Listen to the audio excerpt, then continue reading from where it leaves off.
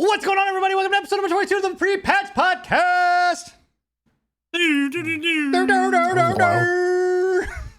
It's pretty cool. Oh man, I figured, you know what, we gotta start everything off with a hype, right? We can't be all sad pandas, right? I probably should be a little bit quieter. My kids are trying to sleep. I'm waiting for I can definitely be. I'm legitimately waiting for my kids to come in here and be like, shut the fuck up, I'm trying to sleep. But Dad's doing his podcast again. God damn it. All right. Anyway, welcome everybody. How are you guys doing? Bill, how's your day going, man? How are you doing down there? Man, it's been an exhausting week, but things are going well. We're doing good. We're doing good. You want some raspberries?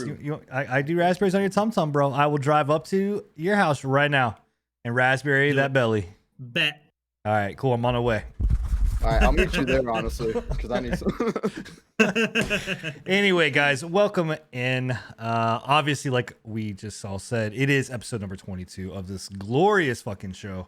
I don't care whether you listen to Drop Frames. I don't care whether you listen to Giant Bombcast, Giant Beastcast, whether you listen to Respawn, Replay, or any other bullshit show out there. This is the only place that you're going to get fucking legit news when it comes to gaming. And that's a complete false fact because it's just my belief. But It's just since rants. The whole it's time. just my rant.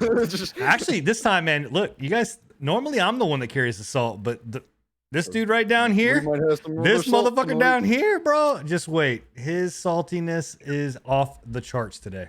He's chill right now, but just wait. Just wait. The rage. He's hiding it, I should The say. rage deep inside of me. You just can't see it. Yeah, it's gonna be crazy. So you guys are tuning in creeping around for an amazing show. But before we get to all of the awesome details of things that we've got going on, obviously we can't do this alone. We got to have the crew here, and so we've got Scruffy holding it down over to my right. What's up, Scruffy?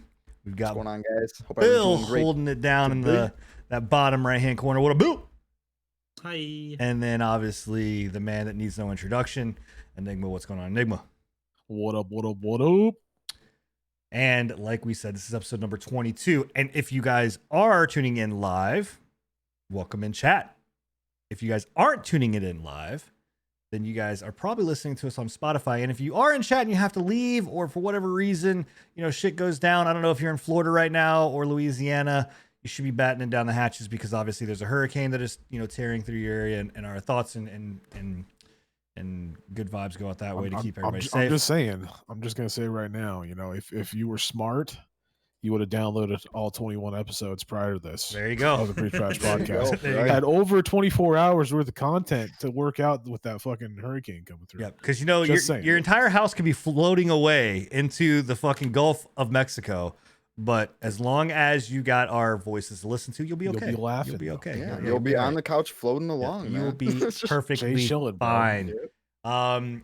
But if you guys are listening to us, or like I said, have to go, ! Podcast in the channel, we'll get you the link to our Spotify account, and you can listen to us on Spotify, download it, listen to it after the fact, stream it, however you want to do it. We also have YouTube as well, and our YouTube channel where you can go and rewatch the VOD there. Seriously, cannot thank Enigma and Scruffy enough for the back end work that they do.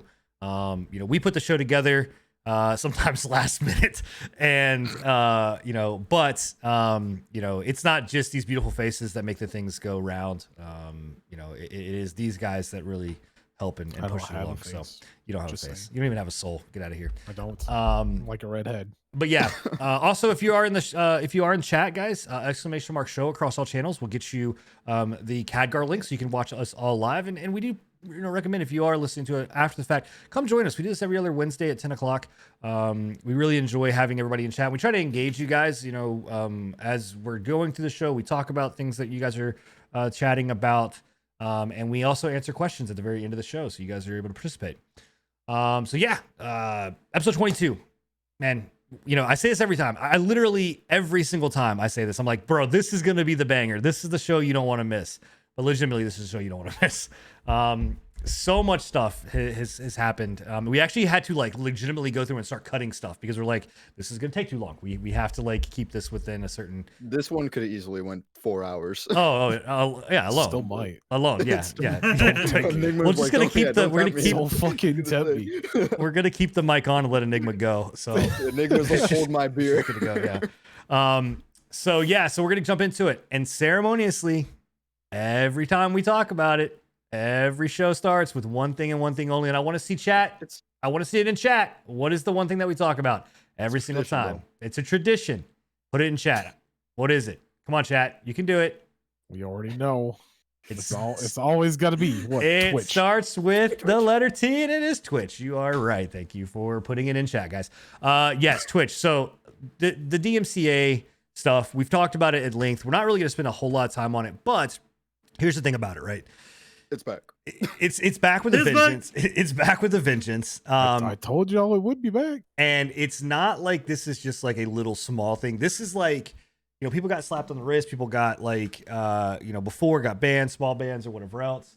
And then they ended up going now full blown and are going after big streamers and everything else. Hold on 1 second. No, talking to my channel. What, bud? No, I cannot. Shut up, Dad. I love you.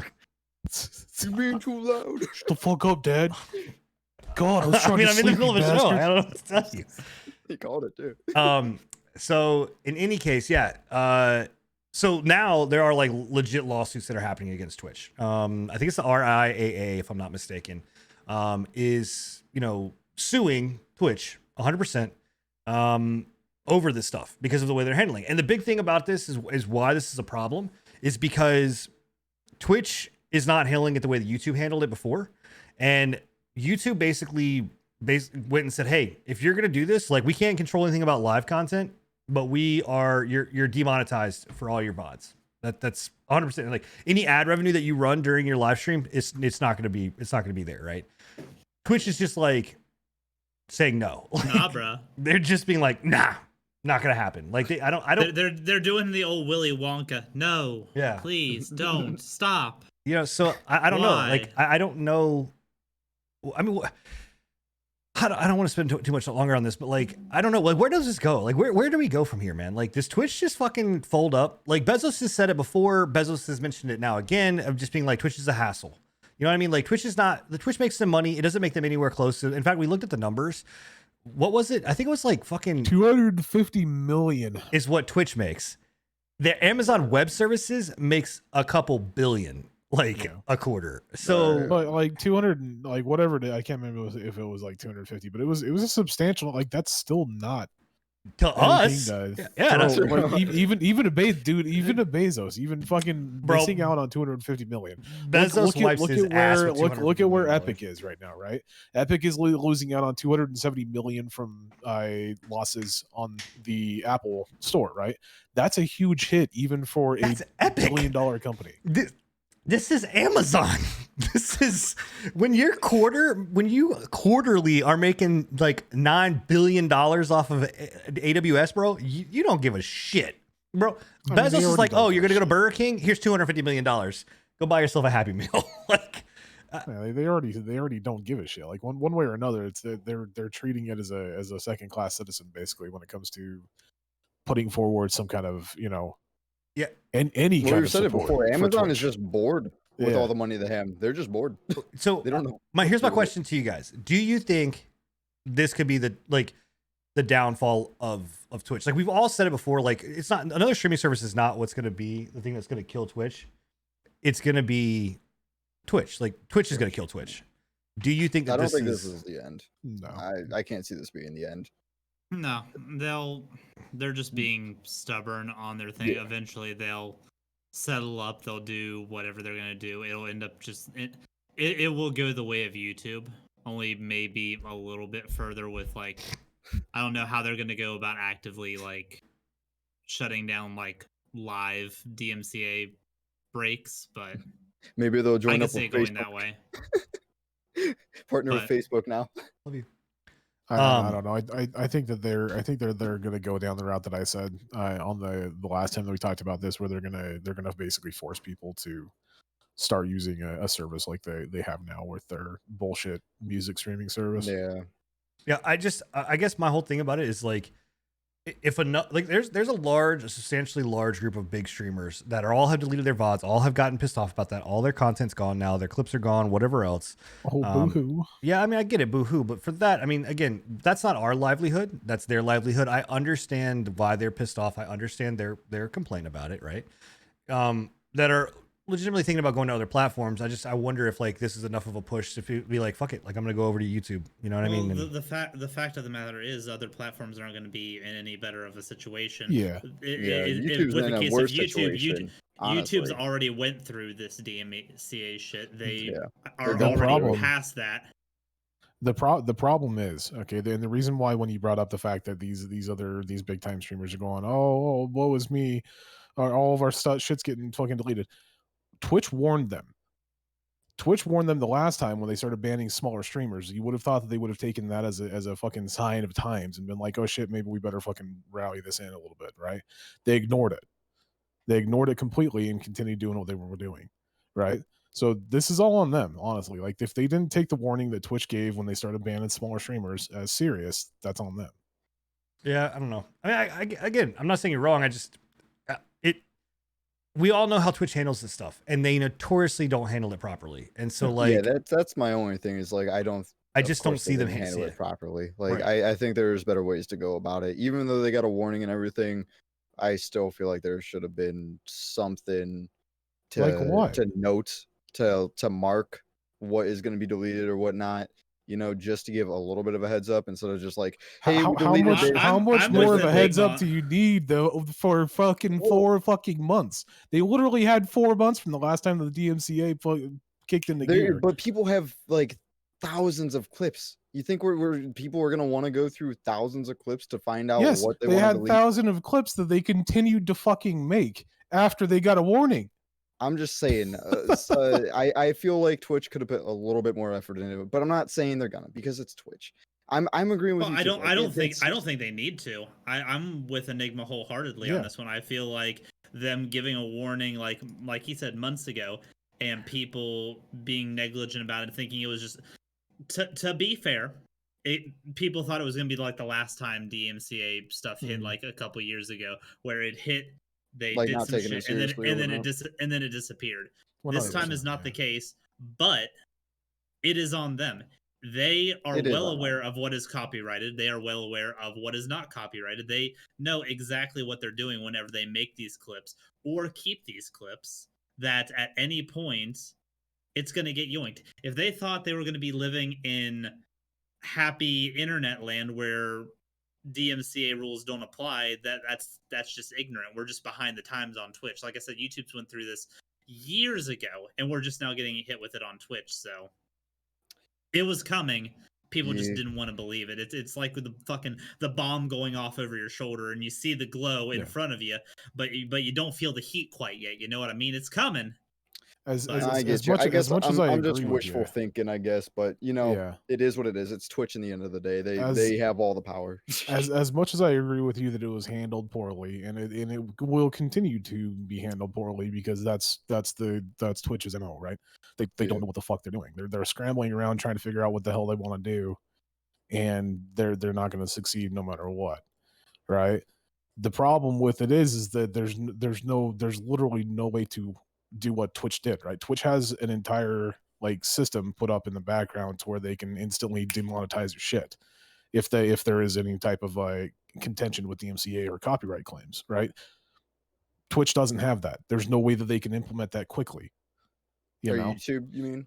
Yeah, YouTube. That's what I mean. YouTube has a way of instantly demonetizing your DMCA shit, whereas Twitch does not. And there's no way that they can quickly implement that shit on the fly. So there's no way that they can do it.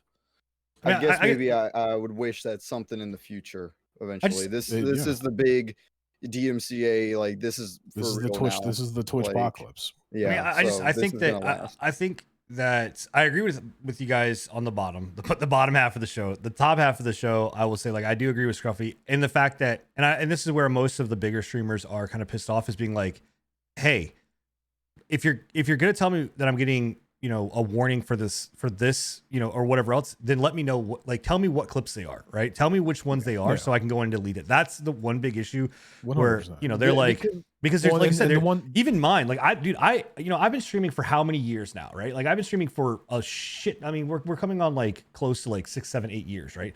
And so even for me, there's no way I'm going to be able to go back and be like, okay, I need to, I would know which clip is causing me the problem, or VOD now that is causing me the problem. The thing is, they have a system already in place to mute certain parts of past VODs. Right. So why can't, clips are never muted, but why can't there be a way to check if a clip there needs to be has some sort of a little demonetization check on whatever clips, that's whatever clip comes from whatever VOD. And that's what they might try doing, because they did implement that new system where you can go in and delete VODs and look over the VODs in the same fucking window. I don't know if you guys have seen that or not. Yeah. So they finally added something like that, which made it a lot more easy than it was 4 months ago when it happened. Because if I remember correctly, 4 months ago, you guys literally just had to go through and delete them each individually. Oh, I nuked everything. Right? Yeah. So. Yeah, I don't know. And in fact, I think 4 months ago, you had to actually go and download a separate tool, a third-party software, to delete everything, pretty much. Yeah. So I don't know. It's again, this is the ongoing thing that we all talk about. It's the platform that we love, right? And we want. We've said it before. We'll say it again. It's the fucking tagline of the show. Twitch. We expect better. We deserve better. We want better because we love you. That's basically it. But if you cross us, bro. You're out the door. Your shit together, Twitch. The biggest thing that I can say is that they really just need to pay these fucking they just need to pay a license, and just if you're a partner, if you're an affiliate and you're streaming on their fucking site, they have a license for that fucking that music. Mm-hmm. That's really what they need to do. And then tie it in with this new system that they have with the Twitch music streamer bullshit, right? Yep. So moving on to other stuff that's kind of bullshit, and kind of crazy, and another company that is just turning into a dumpster fire left and right. Blizzard, right? And there's actually, this is an encompassing thing that's actually more than just one topic. There's actually multiple topics. But the most important topic out of all of these, right, is that Enigma is playing Classic WoW again, guys. Can we just take a pause for 1 second and just talk about the fact that Enigma is now playing Classic WoW? Just want to just leave it out there. Was exactly. I'm done. After that, I'm done. I'm out. I'm not applauding for that. Yeah. I'm just saying. And look, here's the thing. I will say, like, I'm also playing Classic WoW. I'm enjoying my time with Classic. I enjoyed Classic. I enjoyed Vanilla a lot. It's just right up my alley. I stopped playing it because I didn't have anybody to play with. Now I do have a team that, like, a group of to play with. I've said it from the get-go. Like, if Enigma or somebody were to join me and play, I would be more than happy to play. Don't you be looking at me like that. Who? Don't you be looking at me like that, Bill.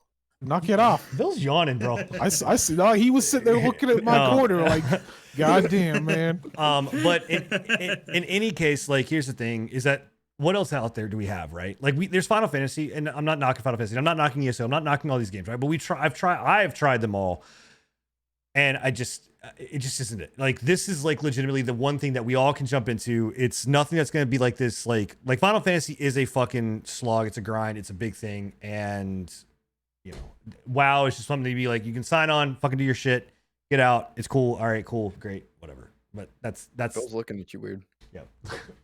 Well, that's because I want Bill to come play. Like Bill's daydreaming right now, man. He's like, I don't play MMOs, my guy. I ain't got the time for it, man. That's why Classic is great. You don't have to put any time into it. It's amazing. Well, bullshit. What? Actually, you got to put more time in it than you have to do retail. I would say if you don't play an MMO, play retail. Yeah. Calm down, chat. Jesus Christ, it was a joke. Fucking hell, bro. Oh my god. But no, the serious Blizzard news is that, or World of Warcraft news is that, they put, forever. WoW or Blizzard has been putting shit into their store, right? It first started off with, like, the ability to do character services with moving your character. Then it was like changing your character's race. Then it was like changing your character's faction.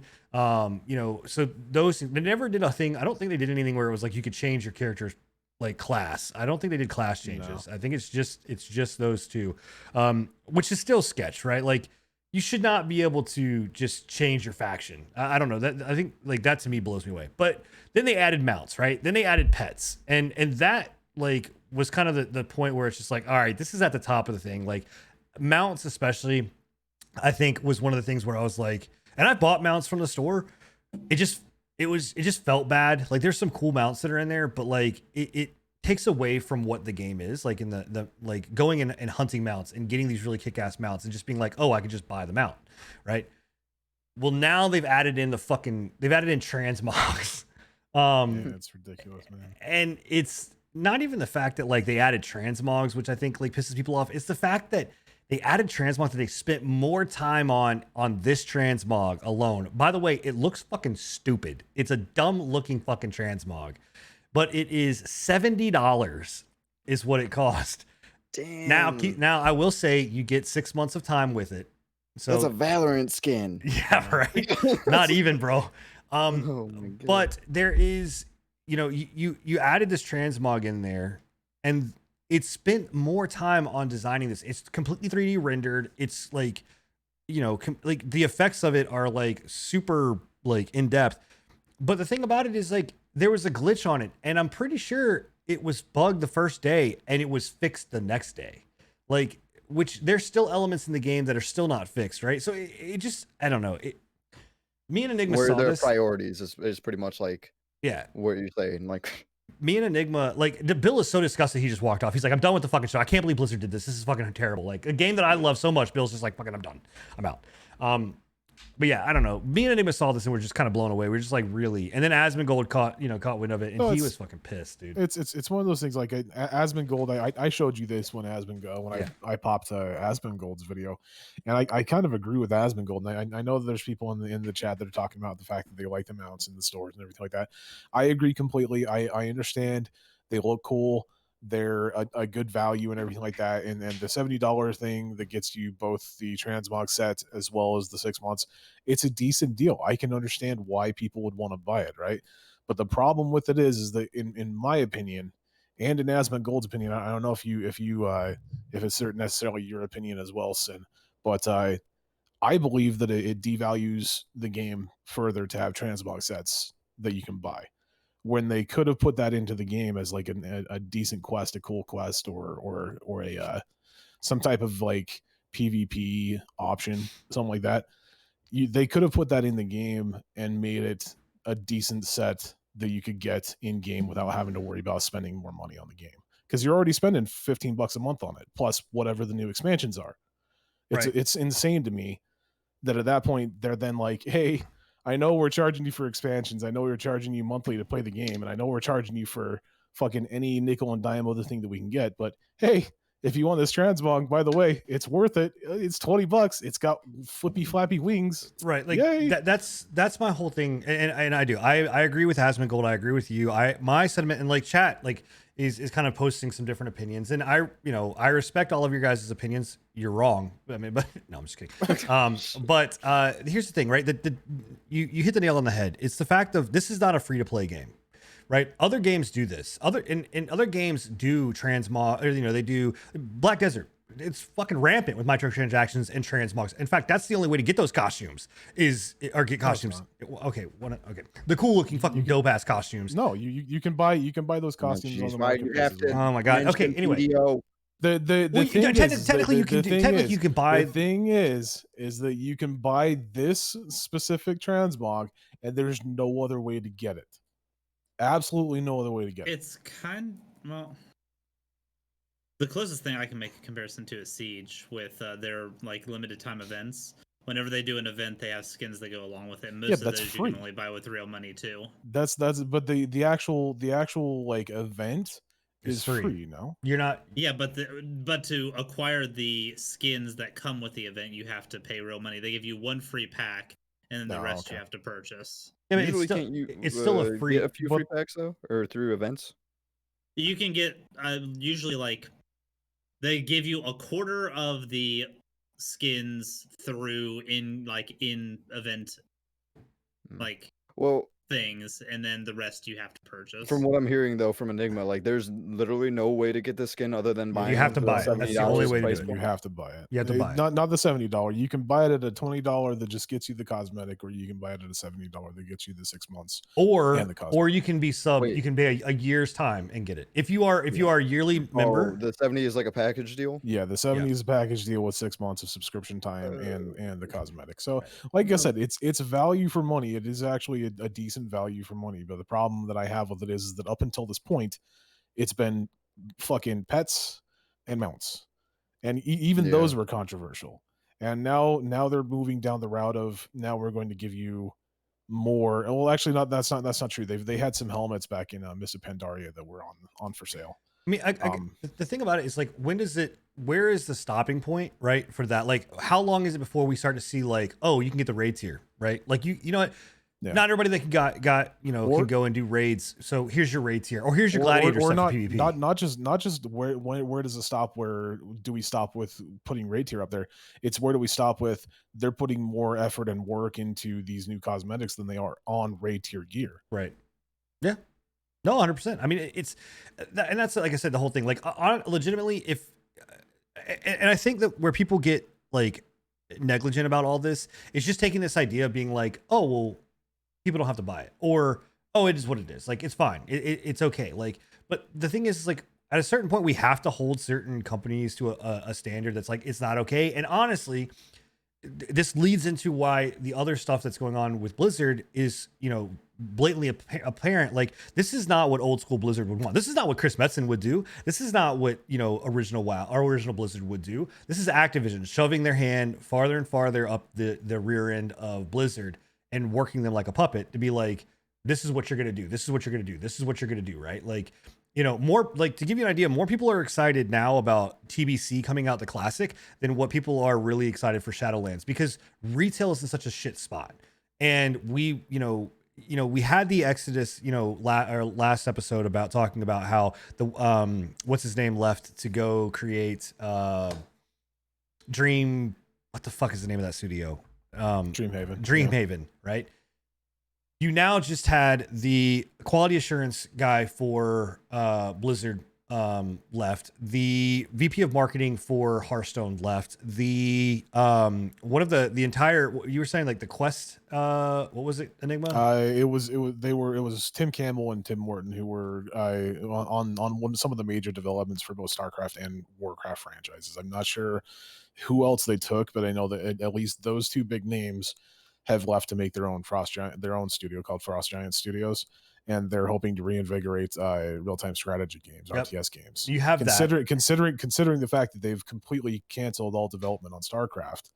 That's a huge deal. That means that basically WoW, there's no more RTS from WoW for the foreseeable future. Or Blizzard, yeah. Blizzard's not making an RTS. From Blizzard, yeah, from Blizzard. You then also had a bunch of their Quest designers left. Like, it's just, Blizzard as a whole, like, is just literally falling apart. Exodus. I mean, and the VP of marketing for Hearthstone went to this small ass indie company, like tiny ass indie company, right? Like, it's just, I think that this just shows a sentiment of like, people are done, man. Like, Blizzard is no longer what Blizzard was. And I've said it on my stream, and I'll say it again. Like, I have no desire to go to retail, because I will stay inside Classic as long as I possibly can, because they really can't fuck with Classic to a certain point. Like, yes, they can do whatever they want. It's their IP. Yeah, I get it. But the reality of it is there's still a lot of things that they can't touch and they can't fuck with, because it's still definitely going to be harder. But no, they can 100%, if Activision says put fucking microtransactions in Classic, they'll fucking do it. 100%.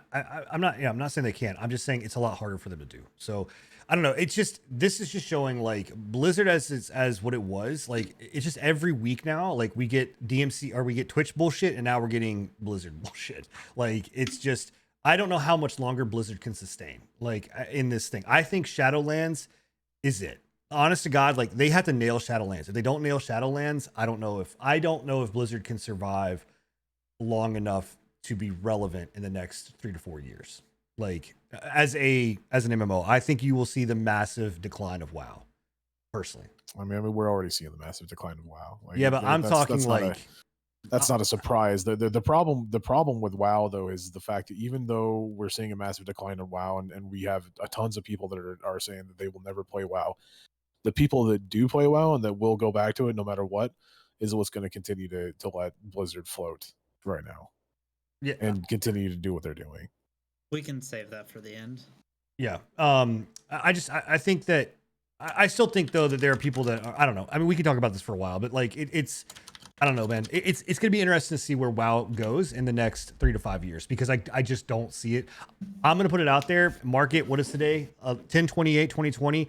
I'm going to say that if Shadowlands comes out in the state that it seems to come out in, and it's going to flop like it is, like BFA, I'm going to say right now that in 3 years' time, we see sub 2 million numbers on WoW retail. That's my prediction. No, we'll never know it though, because they won't release the numbers. We can have a good estimate. we have estimations from like Wowhead and shit, and like the add-ons that track people, right? But that's the reason why back in like 2015, WoW stopped completely posting their subscription numbers, is because they didn't want people to see the complete decline that was happening with WoW subscriptions at that point. Yeah, I'm just saying estimate. I'm not, obviously we won't know the exact number, but estimate wise. So moving on to other things that are kind of being done shittily, and actually stays in the Activision family. Fuck it, we might as well keep it right with them. Is and Scruffy, you're the one that kind of brought this up, so I'll let you kind of mention it. But yeah. So what's going on with Call of Duty? To put it simple, Sony's fucking some shit up again, doing some shady shit. Sony came out recently, pretty much just stating that their new game mode, which I think is called Onslaught, which is just Call of Duty Zombies, that we've had in previous games and such, is going to be a timed exclusive for PlayStation users. And I think they're going to do like a year or something. It should be up around like November of 2021. I heard November 1st, but it's just shitty. Like, when is this exclusivity, shit gonna fucking end? Like, there's been a lot of people, including myself, that we're actually pretty excited for this new zombies mode because what they were Didn't- stating, it sounded pretty dope. It honestly Didn't they sounded do cool. something like that with Modern Warfare? Didn't Sony have an exclusive like game mode or something with They, I don't they know did. exactly what it was. I Yeah, think they had some. I think They definitely did. had I thought- I think it was exclusive stuff. just- I don't know if it was a game mode though. I thought it was I thought like it was, the like, co-op maps. missions or something. Yeah, it was like it's like Spec Yeah. Ops. It was the It Spec was it. Spec Ops. Yeah. Yeah, the Spec Ops thing. Yeah. yeah. I think you're gonna hate it, but this is the route Sony is choosing to go. They are Right. choosing the They have to. exclusivities route. This is the only way that they're gonna stay It relevant. is. I mean, we talked about That's- it with the PS, the launch, and everything. This is how they're gonna try and keep their sales up. Yeah, that's Yeah. the only way that they And can stay to- relevant in it's- today's day and age with the new generation for consoles, right? With Microsoft basically going down and just being like, play wherever the fuck you want to. We don't give a shit. The Yeah, only way that Sony can compete with that is you can play whatever you want to. They don't give a shit, but you're only going to be able to play X and X on our console. it's just shitty because it isolates so many, Yeah. friends. But is people. it really Sony's fault in the end, or should we be targeting more of the Oh, yeah. publishers? No, and I stuff? completely agree. rather than I Sony. put the blame both on Sony and Activision, both because they're both greedy little bitches, Yeah, basically. But say I that, don't feel like the majority of the gamer population does that. I feel like they have this murder boner for Sony right now, and anything that comes up I mean, PlayStation to be- exclusive, to since be it has fair- PlayStation in the name. To be fair, Sony has to be- earned Yeah, that murder boner. to be fair, But- Sony has Uh, earned that bullshit fucking name. And to be fair, it To be wouldn't fair. be a thing. Like this whole whole exclusivity thing would not be a thing without Sony first going to fucking Activision and being like, "Hey, here's some fucking money. Come exclusive over onto the PlayStation," right? Yeah. I mean, we don't know who started the conversation first, but I have to believe that Sony Sony's would got to imagine. approach So- people. Sony- Sony I'm put that- about put it- 90% sure. Sony because put that's that their whole fucking gear out tactic. there. They definitely approach everyone about it. Though I hate to be fair, I could To be see fair. fucking To be fair. to be fair, I could see Activision going to them and being like, "Hey, there's this new fucking zombie mode that we're putting out. People pretty excited about it. You want to give us a couple million and it'll be exclusive?" I mean, Good times, boys. I think here's the thing, right? And I think that if you watch Drop Frames today, Phil Spencer was on it, and hate Xbox, love Sony, whatever, right? Here's what I'll say, man. Fucking Phil Spencer is one of the most genuine, likable people that I have ever seen in the gaming industry. And that dude cares more about gaming and is a true gamer than any fucking suit that I've seen. When it comes to just wanting what's best for like the gaming industry. And I think a lot of it comes down and like what he said was basically like hits on this of being like, we have to change the way that the industry looks at doing games. And because he talked about like the Xbox Game Pass, he talked about like how he deals with studios and all of that and exclusivity and all of those kind of things. And he's like, the word exclusivity is just that. It's a bad word. Like it is really a bad word. And It's become one. and it is something where saying that you are only going to be able to get this content or for a timed release on this platform is basically holding your fans hostage, and that's not the way that it should be done. And I think that this is just like you said, Bill, it's Sony's MO, right? This is the only way that Sony, I think, can compete because Sony can't go out and buy studios. And I think that if they get into this bidding war of studios, it's going to fail. So, and Sony and COD and Activision have been in each other's back pocket for a long time. Like we have seen this on numerous occasions, right? Like it was, I think Ghost was the first one where we had that, where it was like, oh, everything's going to come first to Sony platforms, right? So Even the Destiny stuff was Sony first on the DLCs. right, and I Back just when Activision was a thing. I was just about to say, once again, Activision though, like and I think that you look at things like even with Monster Hunter, where they're like, oh, Monster Hunter is going to come first to Sony, then it's going to go to PC or whatever else. Like It's Oh, no, it came out. Monster Hunter World came out on consoles in general. yeah, first. but I think wasn't Iceborne first on, or no? Was it cross? No, no, was, okay. it was. Well, it's not. So it's not Sony. Everything came out on both consoles first, and then it came out on PC after. But it's just an archaic way of thinking, and I don't know. I just Yeah. I don't think. I say, if I remember correctly, Sony has to fucking. I just. If this is the route they are going to take, legitimately for the rest of the fucking like this generation, well, I don't know, man. It's a bad fucking thing. It's just bad. It just goes back down to that route that I've been talking about, where I think that Sony is on their way to becoming kind of the next Nintendo, where they're just kind of off in their own corner, doing their own thing with their own exclusives, and occasionally you'll have a game that shows up on PlayStation that's for everything, right? I don't think they're going to go full bore like Nintendo does, but I do think that they're going down that route of just being like, this is what we do. Makes sense. Get over it, you know? Yeah. I don't. I mean, it's we've seen, like, I think every generation you see this, right? Like Nintendo for the longest time was the only game in town, and then Sega showed up and kicked their ass with the Genesis, right? And Nintendo was just like, we're gonna stay to the truth, right? And Sega really came in and whipped the shit out of them, and really was beating the shit out of them all the way up, even with the 64 and all the way, like the Dreamcast, and then Sony showed up and kicked the shit out of both of them, right? And they basically just put in, now, and then I think Microsoft came in. And for a while, Sony still was like the tried and true, but Microsoft now, like, I think has come in with just this like concept that, honestly, man, if I'm Sony, man, I'm fucking terrified. And I get it, but like even this of saying, like, did they go to Activision and go, or did Activision say, hey, we're gonna give you exclusivity? We're gonna give you exclusivity to a couple, like a map or a couple maps or guns or whatever else.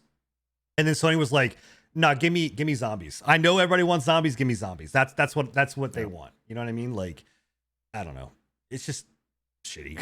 It's just a shitty way of doing things. So it's the tried and true exclusivity right now, man. That's just how it goes. So kind of going from that into I'm about to open the cage, guys. So everybody needs to stand back. Everybody needs to give a wide berth here. All right, give a wide berth, because I'm about to fucking lift the pin and let the man out of his cage. So we don't know if we don't know that Sony is the one that did it. And I don't think Sony is the one that caused any problems, right, with this. But what was the counter, by the way, Enigma? What was the counter? What were we supposed to be at before? We were supposed to be, today would have been 22 days. Okay. Today would have been 22 days. I don't have my counter up right now, but some hours, some minutes, whatever. Yeah. This man was counting down the minutes, right? As to when this is I had it right there on my desktop, man. Every fucking day, woke up, and 21 days, 23 days, 24 days, fucking done. Yes, almost there. And then the inevitable happens. Delayed. All right, take it away, Enigma. Go ahead. Dude, I woke up that day. I was doing chiropractor and PT that day, right? So like I didn't get the news until I got out of those things. And, like you were already were fucking blown. Yeah, you guys were fucking blowing my phone up and shit while I was there, and I'm just like, I'll check it once I'm done, you know. But I get in my truck and I'm driving home. I fucking pull over because I'm finally like, what the fuck is everybody fucking? I'm getting pinged on fucking Discord. I thought the fucking Earth was ending, you know. I thought the fucking stream team was over. I thought we were having important meetings, shit like that, you know. No, it's worse. It's worse. It's worse. It's worse. The world could have ended. I would have been fucking fine with it. As long as I got fucking Cyberpunk, right? No, it's far worse. No, yeah, they delayed this shit, dude. It's fucking ridiculous, man. And the last time that we talked, I had kind of brought up that I don't think that they could delay it again. I don't think that they were in a position that they could have delayed it again. I was fucking wrong. I was so fucking wrong. Yeah, no, 100%, dude. I was so fucking wrong, dude. Cyberpunk's like, I'll fucking do it again. I do not know what's going on. So we kind of had a conversation about it. I've been having conversations about it, and I think I was in your chat last night, Bill, having a conversation with Buff, I believe, and we were kind of talking about it, and it's like the worst part about it is like the day like literally the day before yesterday, they were on Twitter telling people, yeah, 100%, it's done, it's good to go, we're gold. We're gold. We got shit posted. We got shit on CDs. We got shit on Steam. We're good to go, boys. Fucking ask for those days off right now. Like go to your goddamn boss and be like, bitch, I'm playing Cyberpunk on the 19th. You don't fucking like it. I don't know what I'm gonna do, but don't do that. You better By the way, give me don't do that. off. Don't do that. We're in the middle of a fucking pandemic. Don't do that. And like the funniest thing is like they did have a Twitter guy that was like, "Hey, are we sure this is like the day, right? Because I'm asking for a day off on Twitter." And their social media team was like, yeah, 100% ask for that day off. Do it, dude. It's done. And then literally less than 24 hours, we get that nice pristine yellow background with the fucking Cyberpunk watermark and on the it. black text. We're sorry. We're sorry. You know, the fucking South Park. The South We're Park. sorry. We're sorry. Laying on their tiger skin rug naked. We're sorry. We're sorry. But no, it's ridiculous, man. I'm not. I'm mad. I'm No. mad. I wouldn't say I'm mad. I think I'm mad's an upset. understatement. Yeah. I'm upset. I'm disappointed. I'm just disappointed. But like in the long run, oh god, I can't defend them. I can't keep defending them because of this shit. Like, there's part of me that's like, I need to defend them because like I get it. You know, we want a good content coming out rather than But the reason shitty they fucking gave, content. though, Yeah, and it's the I'm reason getting they to that. gave. So I can't keep defending them, right? But the reason that they gave, exactly like he says, exactly like Scruff said, the reason they gave is literally that we currently are having issues with delivery to current gen consoles. Current gen consoles. Yep. Not next gen consoles, not PC. Current gen consoles. The PS4 and Xbox One. Which blows my fucking mind, man. I'm just like, why are we even worried about current gen consoles at this point? Just release the fucking game and then release it on current gen consoles when it's fucking ready. It makes absolutely no sense. Like, absolutely no sense. You go ahead. What you got to say, Sin? What you got to say? Bro, that's not the right way of doing it. Like, okay, so in console generations like this, when there's a new console coming out, like, this is the fucking like epitome, trademark, watermarked fucking thing that happens all the time, where there's this cross-gen platform bullshit, right? Like, Cyberpunk's been in development for a while. It's not like 7 years. Yeah, it's been almost a decade, right? It's not like 7 years ago they knew that their fucking game was going to line up with the goddamn launch of the new system or console, right? I'm sure that they knew maybe like 2 years ago. Like, they had to have tech like to start fucking with it, right? But here's the thing, like, they can't CDPR. Maybe if this was Activision, yeah, they'd be like, fuck it, I don't care, the game can be busted and broken, who gives a shit? But CDPR is not going to allow their game to come out on any platform whatsoever and be broken. It's just not going to happen. I never said to release Right, it on the platform broken, though. You're saying, but they're not going to release it on a new There's been platform. several companies in the past that have done a staggered release. They're not going to release that shit on next gen consoles and Why? then back compat it. It's not going Why? to happen because there's no. Why? It would be the other way around. They'd be like, cool, we're going to launch it for the current gen consoles and then we're going to up-res it for the new Why? consoles. Because they're fuck literally releasing with the fucking next gen consoles already being do released. you know how much money they would lose out on by doing that?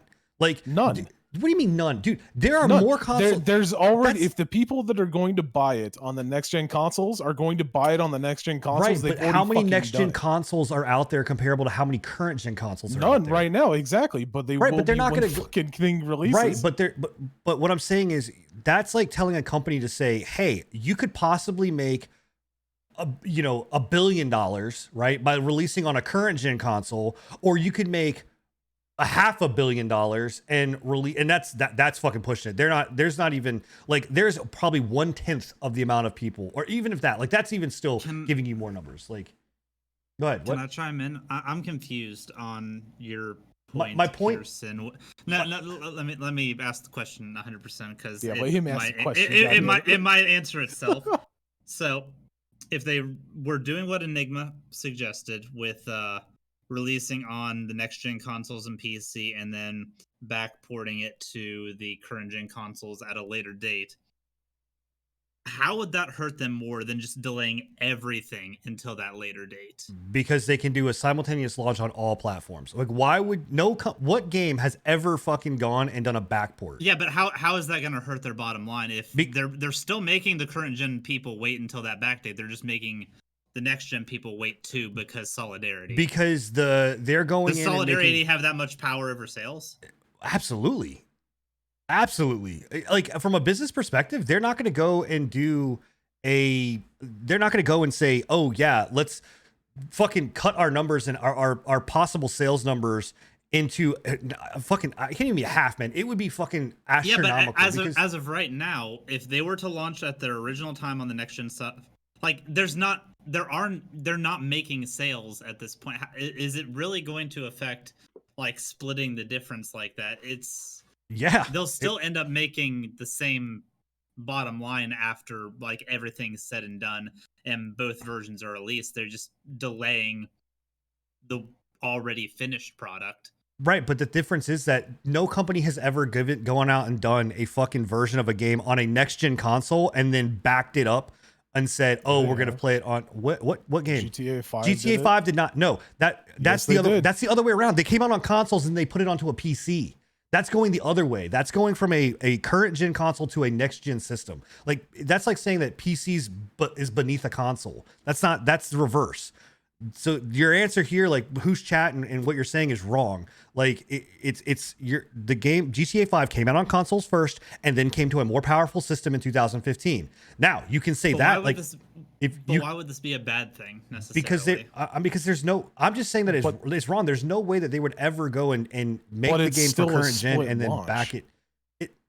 It's still a split launch. You're still splitting the launch between multiple different consoles. Absolutely, it does matter. It 100% matters to go and to fucking release on a better platform now, and then to back it up and go, oh, by the way, now we're gonna release a shittier version. If on anything, this one. if anything, I would think that they would make more money by basically forcing people to fucking purchase on a newer console that they don't have to worry about. They've already fucking made the fucking fixes for it. The fact here's the whole fact of the matter is that if this was really the big thing, like more my point is, if this is the way that you wanted it to go, then just fucking nix the whole shit for current gen consoles and just say fuck it, current gen consoles, you don't get it. Like, this is a next gen game. If that's the case, then push it to next gen. Don't even fucking worry about like that would be my only option if we're going to go down that route, which I don't think that's the route to go. I'm just saying, like, if it is that's the path that you would want to take to get the game out in the time that it was supposed to launch, which was in 20 days or whatever else, then just fucking nix current consoles and say too bad. But that's the point. It was literally 20 days, and all they're adding is 20 more days. Yeah. So you're telling me that splitting a launch for 20 more days is going to affect their bottom line that much? Yes. If they just said, hey, we're going to release what we have right now on the predetermined date of the 19th. Unfortunately, shit fucking came up. Sorry about that. Prior consoles. You'll be 22 days later. Unfortunately, if you guys are that pissed off, you can cancel your pre-orders. We're sorry about it. Sucks. Go fucking buy it. You can either fucking buy it on the new consoles or you can buy it on the PC currently. Yes, I think you're saying that would hurt their bottom line to an extent that they would just go bankrupt. Absolutely, they would just be not bankrupt. No, it's not going to hurt them to go bankrupt. Fucking Christ! But it's gonna. But yes, that's what you're acting like right now. I just think they did that, it would be the never been end of the line. What I'm saying is that it's never been done in fucking history. It's never been done once. And on top of that, why not just delay the goddamn thing like they did? But let me just preface the whole thing. I think this is bullshit. I don't think that that's the case. I don't know what the fucking case is. I don't think that it is necessarily current gen consoles that's the problem. There's something else going on that's the problem. I think that what we're getting is just it's current gen consoles. Like, so I don't know, because that's my whole issue here is that I don't give a fuck whether they delayed the game or not. Like, it's been delayed 9 times now. This is just fucking number 10 or 7 or 8 or whatever. The problem that I have is, like I tweeted about it, is it's communication, man. Whether like I don't know who the fuck they're not talking to, like whether the social media content is not talking to, like whatever else. That's the whole breakdown. Legitimately, it came out that like, and then you can take this with a grain of salt because obviously it's game journalists, and again we have Jason Schreier that did the fuck fest of a fucking article on Crunch. But they came out yesterday and basically said that the higher ups for CDPR just came out yesterday and told everybody in the company, which to me is if that's true, that's insane. You literally have not told your company at all that you're thinking about delaying until the day that you fucking delay. That's ridiculous to me. Yeah. I mean, it makes absolutely no sense. That is not how a fucking company should run. That is not how managers should act whatsoever. And that's one thing that I've always had an issue with CDPR in general. Like, yes, I'll defend them to the day that I die and everything like that. They're a great company. I love the products that they give out. They're perfectionists, which at this point in time is, in my opinion, kind of fucking them over a little bit. But the problem is that they've always been terrible with communication, and it's just showing even more with this latest delay. Yeah, just how bad their communication is. I just think because if you really break down what going gold means, right? Going gold means that you've gotten your certs done for everything, for all versions of the game, right? Which is PlayStation 5, PlayStation 4, Xbox One, Xbox Series X, Xbox One X, whatever fucking thing that they've got, right? There's like 9, I think, versions that they've got to fucking work with. That means that they've gotten all 9 certs to go gold, right? You can't go gold and then be like, oh, by the way, we've only gone gold here and we haven't gone gold with like the other ones. Like you have to get all certifications to go to gold, to go to print, to whatever else. So that I firmly believe that this is just another breakdown of communication. And someone said, oh, it's because of this, or they wrote it out because it's the current gen consoles. But this is, I really wonder if this is a situation where the game that we're going to get is going to be broken. Because I think that this is back end bullshit that they got to fix. Like, I think something is fucking done. And I think that like CDPR, I may have bitten off more than they can chew. Like on what this is. Like, this is I don't know, man. Like, I don't know. I'm not sure about that. Cause like the one thing with CDPR is, again, 100%, if anything, they are perfectionists. So if they say that it's ready for certain consoles, I believe them when they say it's done on certain consoles, but they're having issues. Because I guarantee you what's going on is if it's the last gen consoles, they're probably having issues with that dated or not content, but the dated hardware and software or hardware that's inside of those old consoles running the game smoothly. They're probably having an issue with that. But I don't know. You could be right. I mean, do you think? Let me ask you this: if the game comes out and has bugs, like are you going to are we talking about here? Are we talking like Captain America's eyes floating around in his helmet bugs, or are we talking like I'm locked out of a mission with invisible enemies like 76? I don't think it'll be 76 level. Oh god. But I don't know if this game, if it has any bugs, if it will not get some massive amount of backlash. It's gonna have bugs. It's gonna have 100%. bugs, regardless. Right, but because Witcher 3 had some pretty groundbreaking bugs when it first released. So the problem is that it didn't have insanely high density worth of bugs inside the initial release window, right? I mean, I could see them doing this to hide, some fact that the game just isn't ready, and they misjudged in some way or form. I don't know. I'm not saying that people should be expecting it to have 0 bugs. I'm saying that the internet is going to expect that it has 0 bugs. Oh, 100%. Like the internet in general, gamers is to be perfectionists. Like they've came out with everything. Gaming in general these days, when it comes down to bugs right now, after the whole debacle of 76, gamers in general and any real like gaming journalists, gaming websites, anything like that, if there's anything that has groundbreaking bugs in any instance, right? Recently it's been one of those things where it's like they dogpile on it, which I believe is they should in certain cases. They should, when it's like insanely like Bill said, where it's like 76 style invisible enemies. You can't finish a fucking you can't finish a fucking quest because the enemy isn't actually there, but it's still shooting you. We can write a book that's- about bugs in yeah. 76. That's the kind of shit that obviously they should dogpile on, right? But if it's minuscule little bugs that I'm just like, okay, I can get over that.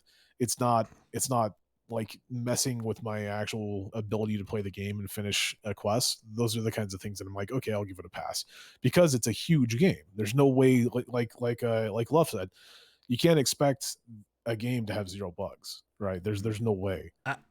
Yeah, I mean, but we're having it right now in chat. Like, I mean, we've got people in chat that are saying like it shouldn't have any bugs. I paid for a full price finished game. It shouldn't have any major bugs at release. I mean, again, major, I guess is whatever. I mean, else, but like, you paid for a full price game that's finished. You didn't pay for a full price game that doesn't have minor bugs for a game that's multiple hundred, multiple, like almost, I think they said at one point it's like 80 hours worth of game. Can this game, so two things. One, can this game live up to what the expectation that is out there right now? That's a question that a lot of people have been asking, and that's a question that I have as well. Is like, can it actually live up to the expectation and the amount of hype that's been generated around it for the last 7 years? Because like that's going to be very, very hard considering they've barely showed anything for the past 7 years. Like this reminds me a lot of in a smaller scale, but like I remember very much of like Deus Ex, right? I don't know. I mean, fuck shit. I don't even know, Scruffy, if you were even a thought whenever the original Deus Ex came out. I don't know. But like Deus Ex, and then we had Deus Ex 2, Mankind or Humankind. I forgot. I don't know. Anyway, but like leading up to that Deus Ex, that next Deus Ex, right? It was just this game that like just for whatever reason gained momentum. And I guess a more current one is like No Man's Sky, right? It just gained all of this fucking momentum. And what we got was a really great product, but it was nowhere close to like what people thought this was going to be. I don't know about back then, but how much did like publishers and developers really release about their game in development back Nothing then? back then. Yeah, I mean, back then it was today, hardly anything. You have a lot of promises. You have a lot of like social medias that developers are going on. I go back and forth with my brother sometimes because me and him used to bond over games.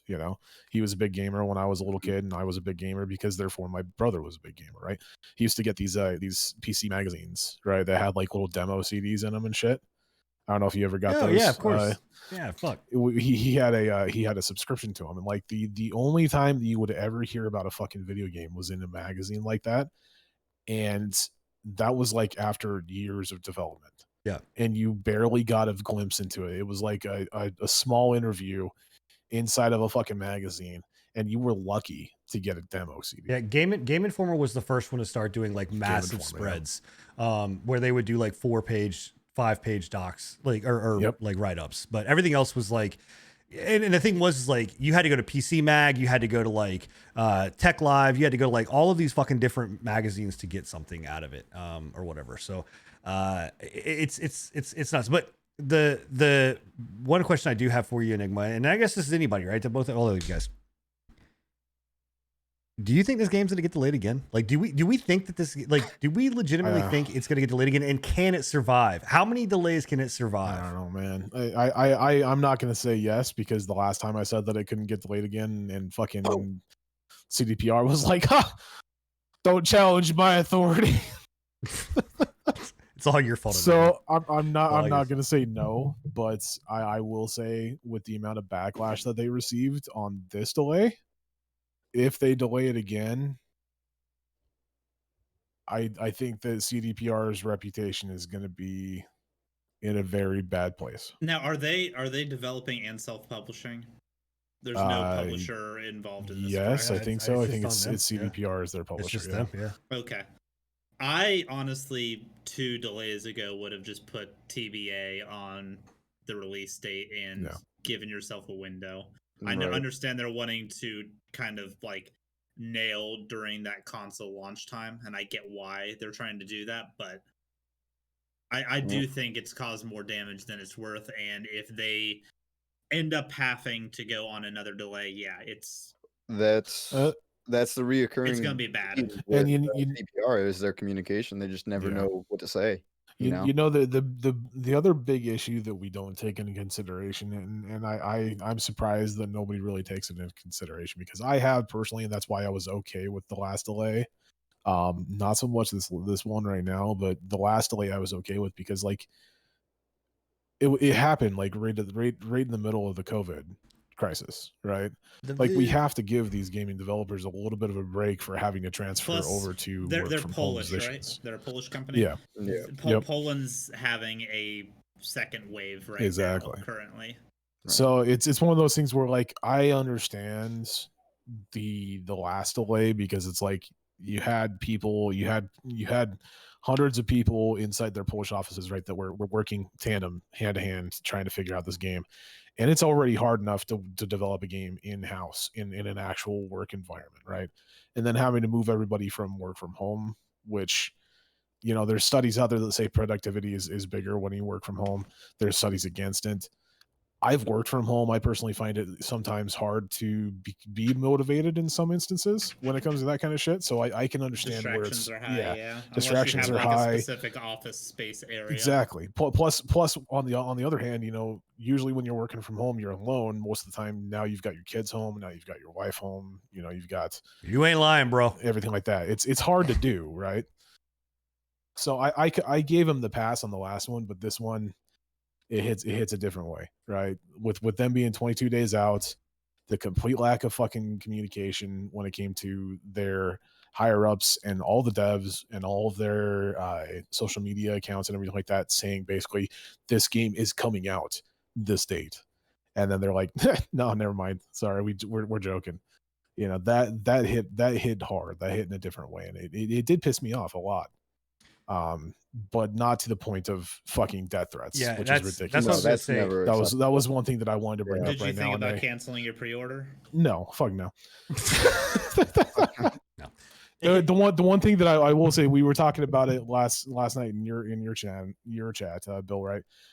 A lot of people said, yeah, hey, this is the last one. I'm done. I'm fucking canceling my pre-order. 100%. I believe that there are people out there that will cancel their pre-order. Yeah, they'll But buy it. They'll buy it. yeah, I was about to say, I guarantee you they will play the game. Yep. They will purchase it. They will repurchase it as soon as it comes out. 100%. Yeah, It's canceling one of your those pre-order is things. like a little act of like It's a just tantrum. Yeah, it's a fucking kid. a move. mini fuck you, and Yeah. I'll then show a you. week before the game comes out, you pre-order it again. Exactly. Yeah. Yeah, it's their way of throwing a little hissy fit tantrum. I mean, that doesn't involve fucking death threats. You know? Here's I so you know, I asked the question as far as like, can it get delayed again, right? And how many delays can it go? I'll say this: I don't think it's coming out this year. I don't think it's coming out December 10th. I don't think it's coming out Q1 of 2021. I think we may get it Q2.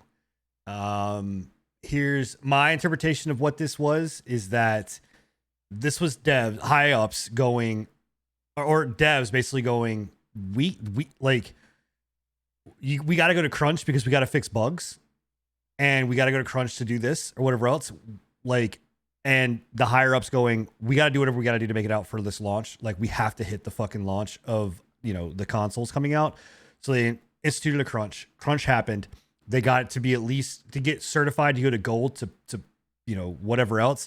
And then I think devs came back and said, if we fucking launch like this, this is going to be bad. Like, this is going, shit's going to hit the fan. It's not going to work. There's going to be bugs. There's going to be problems. So they're like, what is the minimal amount of time that you need? We need 20 days, right? Like, legitimately, I don't know. I've never dev'd for a game, but I can tell you right now, I can't imagine that 20 days is a lot of time to fucking get shit fixed or whatever They else. said it was too in the message. Like, I mean, it depends on what the actual issue is. yeah. If they're being Right, transparent, again- and the issue is them downscaling it for current gen console, I'm Exactly. just saying, 20 days could very well be enough. If they're not, and what you're saying is correct, and they're actually like having some like game breaking shit going on, then fuck no.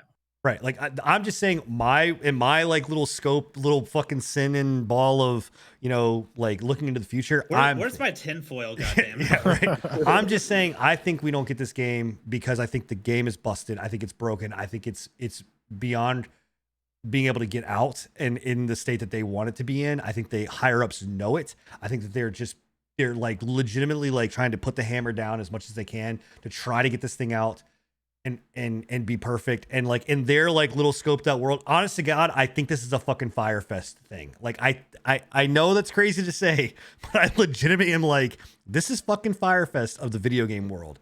Like they're promising you're gonna be able to be dancing on the beach with cybernetic chicks, and Beyonce will be right there playing with you, and Snoop Dogg's gonna be there, and whatever. Like, I'm telling you, I don't know. I don't think we're gonna get it. And you know, I don't know. Maybe I'm crazy. Maybe I'm whatever else. But I just don't. I don't think that we're gonna get it this year. I don't think you're crazy in thinking that. I mean, I would hope that it at least kind of launches by the end of the year. I mean, for Enigma Sanity, I hope to God it launches. Yeah, right. But I think I want to say it will launch by the end of the year, at least this holiday. But I don't think it's going to be the perfect game everybody thinks it's going to be. It's 100%. It's exactly like I said. I think the problem with the current place that it's in is that for the last 7 years, not even 7 years, Bill, for like the last 5 or 4 years, they have overhyped this game to an extent. This game has been hyped up more than any game that I can feasibly remember in my lifetime. And then you know what? It was already here, and they brought Keanu into it. Exactly. So up this into game, Scruffy's fucking this window. game has been overhyped to an extent that I've never seen in my personal gaming history that I can remember. I could be forgetting one or two, but thinking back on it, like I'm pretty hype was the 22nd edition of Skyrim. I'm pretty sure like Skyrim would be the only game that I could think of that got as much hype, if not close to it. Right, would be the Skyrim after so many years between Skyrim and Oblivion. People were hyped as shit for that, but that's the problem with gaming and overhyping these days is that again, Skyrim when it released, people were like, "Wow, this is not what I was expecting." Right. Yeah. And I think that's the key that's going to happen with Cyberpunk is that people are going to get it in their hands and they're going to be like, I was so hyped over this. I am so disappointed. Right. That's why I think it's almost a blessing and a curse that a game that I'm hyped for, Elden Ring, has just fucking ghosted all social media, all video game journalism. Like there is nothing even being leaked about that game from the one time it was mentioned over a year ago. And I think that's the way it should be. I mean, that's the way From Software is always done. They always do like one release thing. Sorry. They always do one trailer to like bait the tongue, ghost you until the game's done, and then like a month before they're releasing, they'll start flooding you with that's the best way to do it. I mean, you create hype through anonymity, whatever that word is. But it's to the point people think the game has been canceled. Okay, maybe people think the game doesn't exist. I've heard that rumor, dude, and I'm not gonna lie. Like I could believe it. I haven't heard anything about it since that one like 2-second fucking trailer that we saw. But that way that they're doing it, it's the safe way of doing it because they're not. But I would rather regret something they're gonna say. You know. Exactly. I would rather be ghosted, but like I was telling in the Discord, I would rather be ghosted by the hot chick than led on. Yeah. For months and then no, it's definitely true. It's one like right now, I would almost be like the last delay. I would have been happier if they just would have said, like you said, we're delaying it indefinitely until we can get to a point that's we feel comfortable that we can release this on all the consoles that we want to target, right? Instead of being like, it's coming out this time. It for sure really is. No, never mind. Say that now though. I think it's too late for them to say that. Yeah, 100%. I think that if they delay this would have been the time if they needed a TBA. If they delay it again, 100%, people will fucking riot. Or if they delay it again with a, it's an indefinite delay at this point, or if they delay it again with another. It had to be this time. Yeah, no, I think they delay now. If they delay it again, if they delay it again indefinitely, or a couple weeks or a couple months, if they do it again, I think that their reputation will be ruined. Oh man, not ruined, but I think that their reputation will definitely be damaged. Oh yeah, they'd be hurting. I don't know, man. I don't know. I don't. Because you got to look at it from a point of view of like I've been following this the entire time, right? The Cyberpunk fan base is so fucking loyal that they will take any bad news and just be like, yeah, bro, whatever. I don't care. It's Cyberpunk. Yeah, it'll get it's CDPR, bro. Everybody will be, take your time, take your time. It still doesn't. But this one was the first one that I have ever seen like diehard CDPR fans, myself included, be like, nah, fuck that. You guys are a fucking joke right now. You guys are looking stupid. Right? This is the first time that I have ever seen CDPR fans go up against CDPR. Dude, I'm just saying, man. Again, another thing, mark my words, 10/28/2020. I'm saying it right now. This game is not happening this year. I'll eat my words. I hope I do. I'm not as hyped as Enigma, but like I want to play this game. I have a vision in my head of what it's going to be and what it can be, and out of the 4 people that are here, I'm one of the people that have had hands on with this thing. Like, so I played it at E3, right? I don't know, man. I just, and what I'll say too is like, because I tweeted this out, and I think it does need to be, resaid. Like, in no way, shape, or form does it give anybody the entitlement to be able to, or right to go fucking offer death threats to anybody. Like, we don't know what the fuck is going on. And I'll say like I don't give a fuck whether you've been waiting for this game for ever. And I've seen people, and I've read the fucking comments that came out, right? And regardless of whether or not the stuff they're being true, or the devs are being assholes, or the higher ups are shitheads, or whatever it may be, right? The fact that you feel entitled enough to send death threats, and then on top of that, the fact that you feel entitled enough to be like, I fucking took days off of work. Well, that's your own fucking fault. And I guarantee you that I bet if I went to every single person that said that they're taking days off, I bet a majority of them sons of bitches would have been like, oh, it's personal time. I'm taking personal time. I bet you didn't tell your fucking boss you're taking off a goddamn week or 2 weeks to go play a video game, because you probably wouldn't have a fucking job. Like, you shouldn't have to, though. That's the point that I make, is that it is on them that they have to take time off, but that's their own personal time. That's their time, whether it's paid or not. We're going that's going down a different route. I'm just saying that you like to sit here and be pissed off because you're like, I took time off. Like, well, that's that, dude. On the scale of like the reasons to be pissed off, it's way down here for me of being like, but it is a reason. Off. Like, it is a very good reason, considering the fact that, again, like I said, the day before they announced it, they were like, yeah, dude, take the time off. We got you. That's fine to be pissed off about the way it's communicated, but it's still fucking like, I'm sorry. I have about this much sympathy for someone that is like, oh, I'm mad because I took time off. Whatever. Well, great.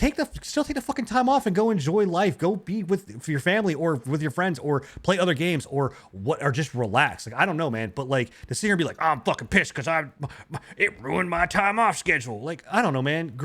Dude, I'm sorry. Can we get the first world problem out of your ass real quick so we can go fucking like. The problem with it is that, and I'm coming. This is me coming from a point of view where, like, when I was working at my previous job, asking for a time off was a process, right? It was like a process of fucking just an uphill battle with my boss to get any fucking time off, right? So if they're asking for time off 20, 30, 40, 50 days prior, that's a fucking battle that could take them 10 days. Because I know for me personally, it would have taken 2 weeks to go up to my boss and be like, hey, I need like 4 days off. Yeah, I mean, I also need to do 2 weeks ahead of time, but to fill me back into the schedule wouldn't be that hard. It wouldn't, no, 100%. But the fact of the matter is that after you have to fill yourself back in the schedule, after fighting, then you have another 2 weeks. Then you have another 2 weeks to fight another 2 weeks worth of fucking tooth and nail. And you're sitting there shrugging, but it's like, again, if you don't have to have that problem, then hold up, bro. Like, hold on, back the train up. Like, that's not the case. I have worked fucking jobs and been in corporate situations where, like, this time of year, if this was me fucking 5 years ago, or not even 5 years ago, fuck it, 3 years ago, I don't get time off. Like, this is retail. You don't get time off. You don't ask for time off in fucking Q4. It doesn't happen. My mom, I've been on the end of having to be that boss to be like, why did you give this dude a day off? I don't know. His dad just passed away.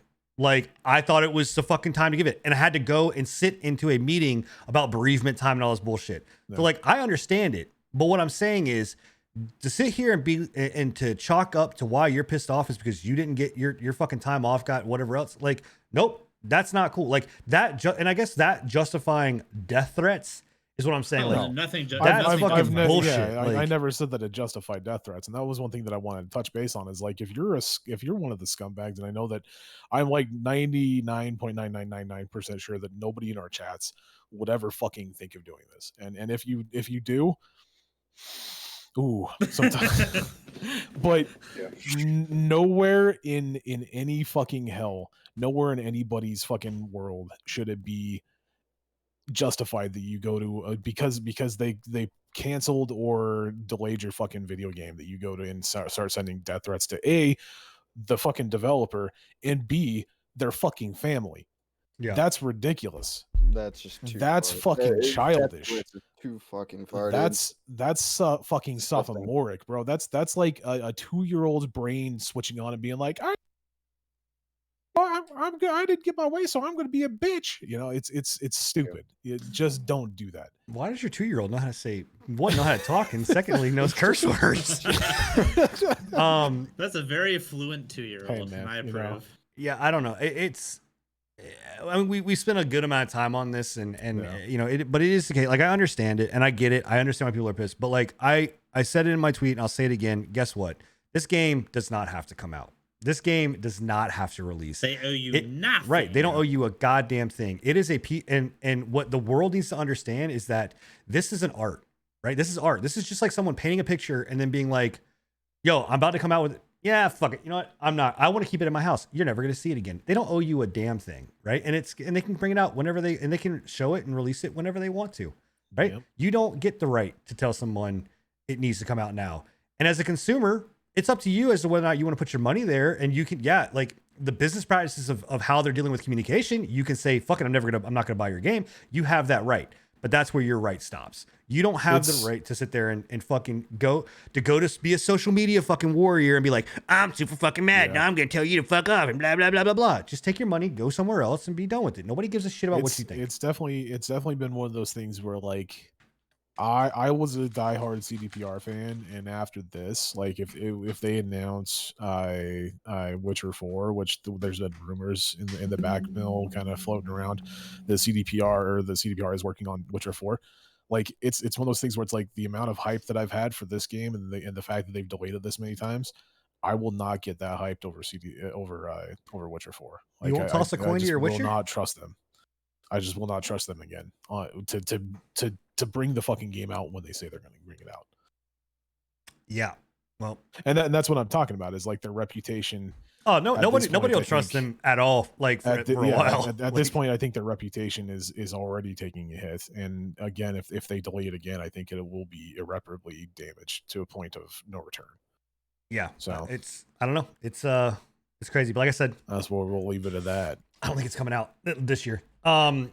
But there is quick mention. There is a game that did come out that will fill your cyberpunk needs if you are in the mood for cyberpunk. This is- Nothing will fill my cyberpunk needs. Okay, other it will. than It's Cyberpunk. actually a really cool game. It's an indie game. It does look good. Ghost Runner. It's on sale right now for $23. It is a mashup of. It's like Super Hot meets Mirror's Edge meets like Celeste in a way. What was that one game that I said it looked like a 3D fuck, what was the name of that like slow down time side scrolling 2D?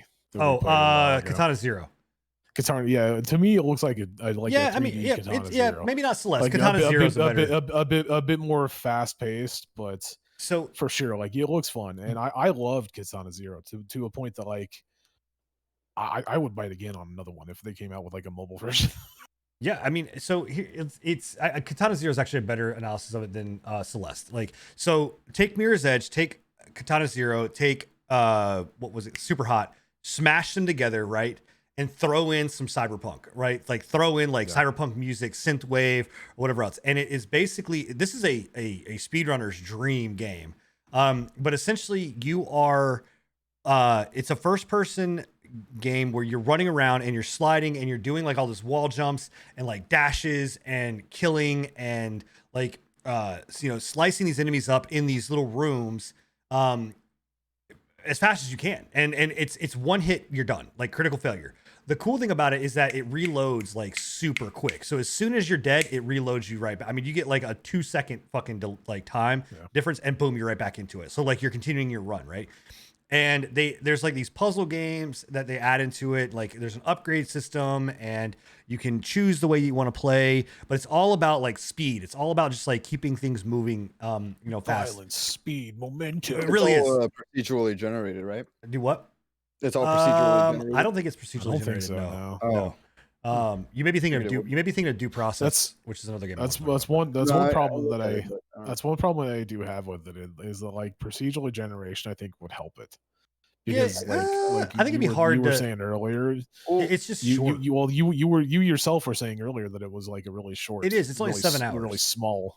Yeah, so like I think that like procedurally generated would not really extend that 7 hours, but it would give you replayability. I think they should basically. offer a game mode that's procedurally generated. I That's think Yeah. what that'd I be- was gonna Yeah. say. I think that would keep be your smart. storyline like static, but offer a like It would definitely offer replayability to an randomizer extent. mode or That would be something like huge. that. That would be even more huge for like Yes. speedrunning. You'd have 2 different categories for speedrunning. You'd have the main story speedrunning, and then you'd have the procedurally generated. That could be like a weekly speedrun of those. you Right, know, like daily things. I think doing like the route that like Slay the Spire has done, where you have like the ladder like route, or like any of these games that are like this, that are like that roguelike kind of style, are good for where they say like, hey, someone did it in this time, right? And like, how fast can you get through this room? I think maybe that, and they may go down that route, like right now that's just not available, but they may go down that route. It came out, right? I mean, I didn't. It I have just not heard came to about 1.0. Like, Yeah. It's got a lot of room to grow for sure. oh, absolutely. And again, it's a small dev team, but it's really like it's a really cool concept. And honestly, man, like the only thing that's turning me off right now is because it's 7 hours. Like, it is a short game. Unless you are going to go and do all the side mission stuff and get all the collectibles, then it's a little bit longer.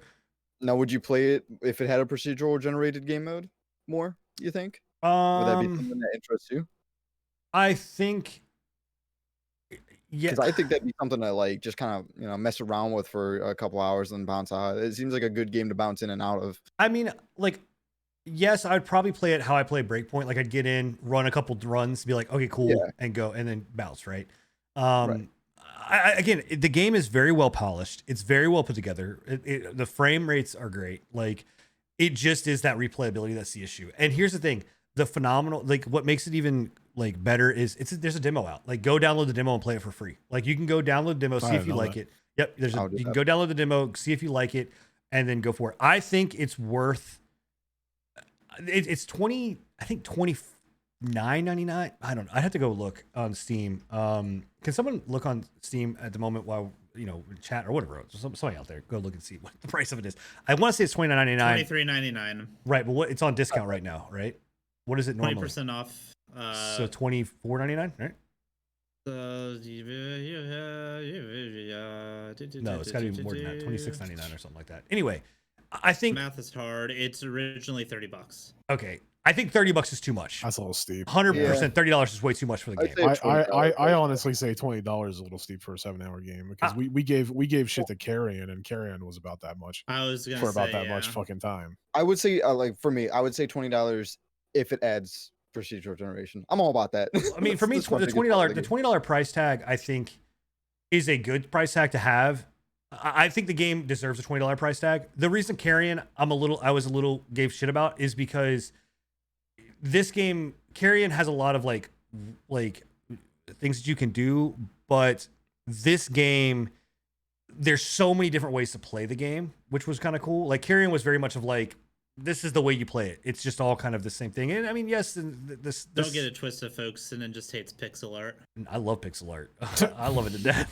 But I don't know. Terraria. Anyway, it's a great game. Seriously, Go download. I'm watching the demo right now, and it actually looks like a lot of fun. I expected it to be a lot clunkier than what it is. But No, it looks it's really, super really smooth. It's super smooth. It's like, again, I recommend download the demo and play it. So that's an honorable mention. Also, another I'm honorable. probably gonna go and pop the download for the demo right now. Yep. Also, another honorable mention is the AMD cards came out today. Well, they announced today. Supposedly the 6000 series that the AMD announced is like more powerful than the 3080s that are out. I think is what they said. Or the 3090s. I think it's 3090 actually. My issue with AMD is But always it's that half the cost. Their their updates blow, dude. Their updates are Their the worst. They drivers break suck. computers, man. They are unplayable. My buddy, he went through 3 different like things trying to like get his AMD to work, and then he just went with an NVIDIA because AMD they do not play nice with a lot of systems for whatever reason. Yeah, it's a here's what I'll say is that AMD, I love their I love their CPUs. Their CPUs are amazing when it comes to a lot of stuff. But I don't like their graphics cards. Too many games are out there that are like, optimized for NVIDIA, optimized for, RTX or whatever it may be bullshit that NVIDIA's got. And AMD for the price point, you can't it really is a great price point. Like if this is in fact more powerful than 3090 and is $500 less, like that's a huge fucking chunk off, right? You're talking a more powerful card for sub $900 or sub $1,000. That's insane. Like that's crazy. You're just sacrificing your patience with the but updates. I don't know. Yeah, again, that's the whole thing is like Those drivers are bad, man. And plus, this is the first gen of these too, so you don't know how these things. Exactly. I was about to say with the NVIDIA cards, even the current gen of those are having their slew of issues that they're ironing out currently. I 100% every fucking time that somebody asks me like, should I buy like with the first gen of anything, I'm like, no. Don't do it. Never buy and we said it when we were talking about the 30 series coming out. Like I said it straight up there too. Don't ever buy the first generation of anything because that's the buggiest and shittiest of every fucking generation. Like you're better off buying like the third generation or the fourth generation. Going with the updates again, even the first gen like updates that come out for these cards. Oh yeah, no, I don't even update, dude. I don't even update half the time when it comes. Like I update my graphics drivers when I am forced to, basically. Yeah. But those are honorable mentions. They came out. Take a look at them. See if it is. If you're an AMD fan, hey, go look. Just maybe be careful. Yeah, just be a little careful. I'm gonna throw it to Scruffy because the last part of it, if we don't have enough time to go into this show or at least in depth of this show, it's cool. I can talk about it on the next show as well. But Scruffy, you've been doing these amnesia runs. Like talk to me about it, man. Well, it's spooky season, It's that October, so I decided to throw it back and play through all the amnesias again in hype for the new one that just released the 20th of this month, being Amnesia Rebirth. It's awesome. I love Amnesia. Like it's one of my top horror game series. I don't know what Bo's doing, but it is honestly Frictional Studios is amazing. They make awesome horror games. They've done it with the Penumbra series. Black Plague was phenomenal, and then Amnesia: The Dark Descent probably being their most popular. Just blew horror games out of the park with that. I'm gonna say something controversial. Ooh, I fucking hate the Amnesia games. They hate you. I think they're overhyped, and I think that people give them too much of a what's the word I'm looking for, a pass because PewDiePie was what made them popular. What the? I kind of feel the same way about the Outlast games personally. Yeah. I could say that about Outlast, but I feel like for the time, Amnesia has a little bit more going for it than Outlast. Outlast is very linear and almost on rails. I think the only thing Amnesia has going for it is the fact that you can pick shit up and throw it around. I knew you were gonna say that. That's legitimately the only thing. That's legitimately the only thing in my eyes that Amnesia does that other horror games I do just not. think the atmosphere, the eeriness, the monsters, the stealth mechanics, or like that, you hide in closets or whatever. I don't know. I think everything just combines to make a really fun, scary experience. and I'll say Dark Descent did it great. I'm scared. I don't know what Sin's doing. Everyone's making faces. Anyways, I but don't Machine know. for Pigs is where it fell off. What are you gonna say? I don't know what this game is. It's a horror game. All I know is I looked monster. over at you streaming it, and you were putting a fucking rocking horse in a baby carriage. Because I mess around on stream. That was you just look at the wrong. And then you moments. like were The holding a game dude's has face lot and like to offer slapping him if you around or wanna some get a shit. hold Like of he the was game. like, I The don't way I play it doesn't justify how one at a I time, don't know, boys. man. One at a time. Right. I don't know. Anyways, so yeah, I don't know. I went back to play the Amnesia games. I played all the way through Dark Descent. Loved it, of course, as always. I played through A Machine for Pigs. I one shot that actually. And I mean, The Machine for Pigs was definitely the downfall, one of the downfalls for the Amnesia series, because you didn't really get what everybody was expecting to be just a good follow up to the Dark Descent. But I think me knowing that and going into it, I got a little bit of a better liking for it. The story was okay. I won't say anything about it in case you want to play, but they missed a lot of features and key aspects that the other Amnesia games had, such as the physics based objects. There weren't as many. They didn't even have an inventory. They didn't have a sanity system like Dark Descent. That's the did. biggest. That's the biggest thing for me too. Yeah. Because the sanity, like the way that the sanity affected your FOV, the way it affected like what you were seeing. There's actually like once you Visual hit certain imperative- thresholds, there imperatives and were everything. What was Yeah. like that? you would see bugs crawling, you would see like stuff out of the corner of like your vision. What was that Yeah. game in on PlayStation or no GameCube that was like it would fuck with you. It would tell you like your save is corrupted. Delete. Oh, what was is the that? fuck? What is that? Eternal Darkness.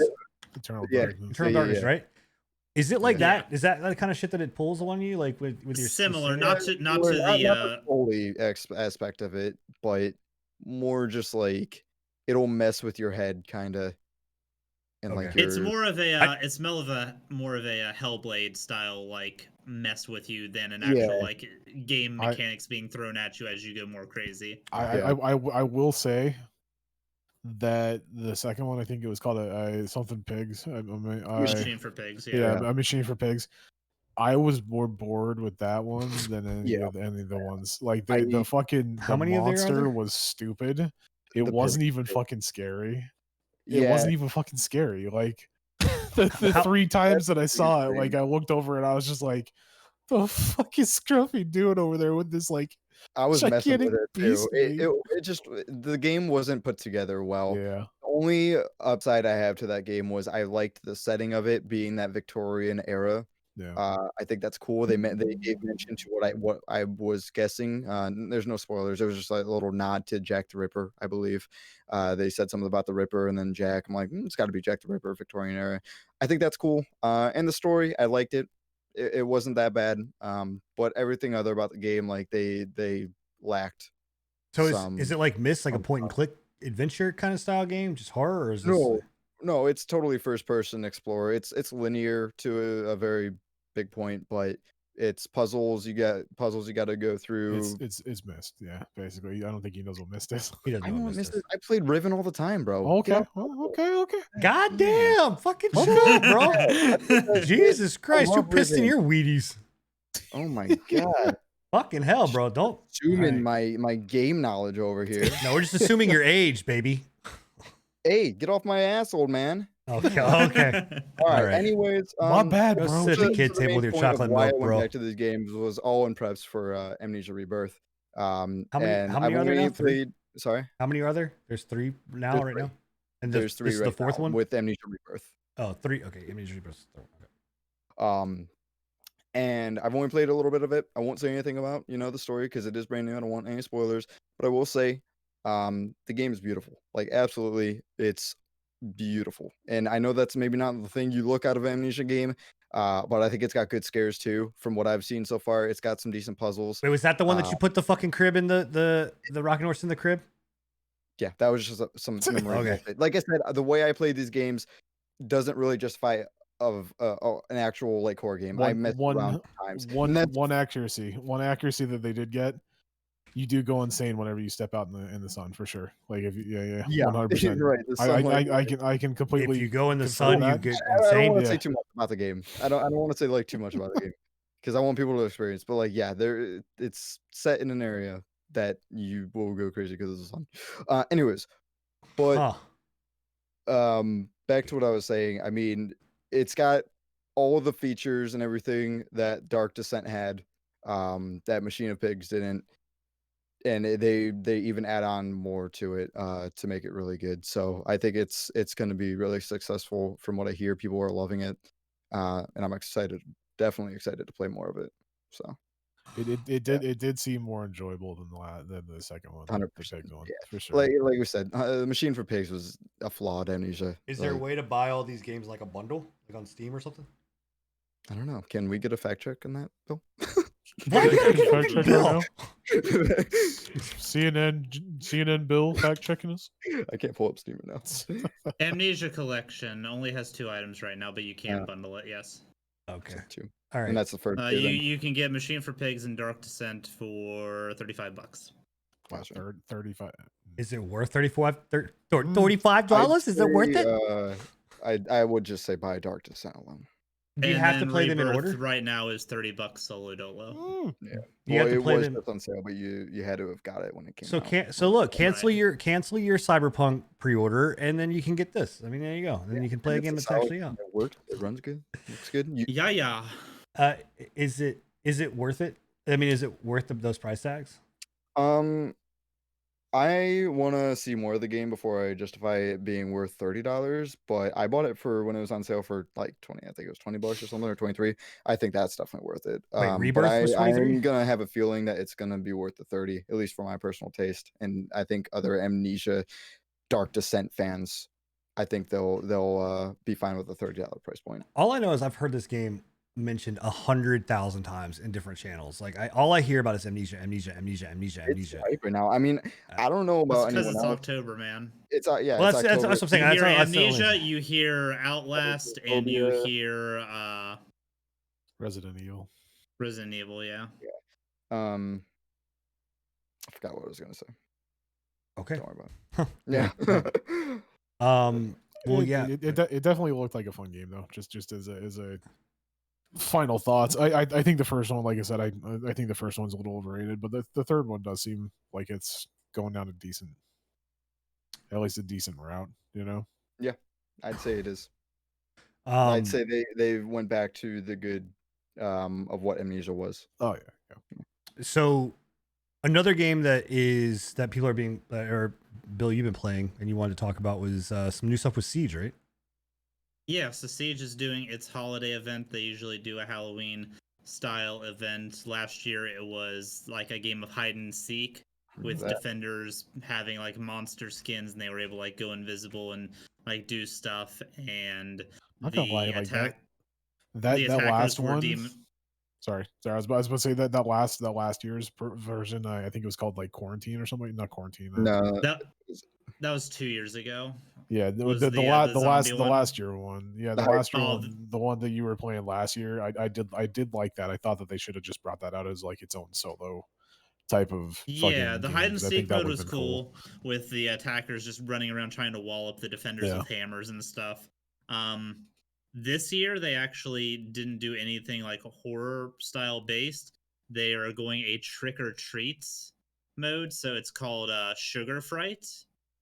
And basically what it is are you all familiar with the YouTube series Don't Hug Me, I'm Scared? Nope. yeah, I am. Well, okay, Muppets. What about Muppets? What about him? Muppet Babies? Beaker? So they made the Siege characters I into We're don't like boomers, dolls. bro. Explain it in boomer. Yeah, Enigma is going nowhere near They this. turn the Siege characters into Muppets or like Okay, Don't yep, Hug Me, I'm I'm Scared, out. like Fuck that. yarn drawn characters. Nope. And it's basically Siege, but it's a whole new map, and it is Call of Duty kill confirmed. So there's two Okay. different teams. You kill somebody and you go steal their candy, which is I knew, basically yeah. a version of their tag. That's cool. You respawn if you die. First team to get to 50 candy wins. So Does It is every operator have? Well, how many operators is in this game mode? Is it limited like the last one was? Yeah, I think there's like 7 operators. So there's Okay. 7 operators. They're all 2 speed, 2 armor. So they leveled everybody out. Like they're the characters themselves might not have originally been 2 speed, 2 armor, but they've leveled everybody to that. To make it fair, yeah. There are 3 gun options. You have the AK-12, which is Fuse and Ace's gun.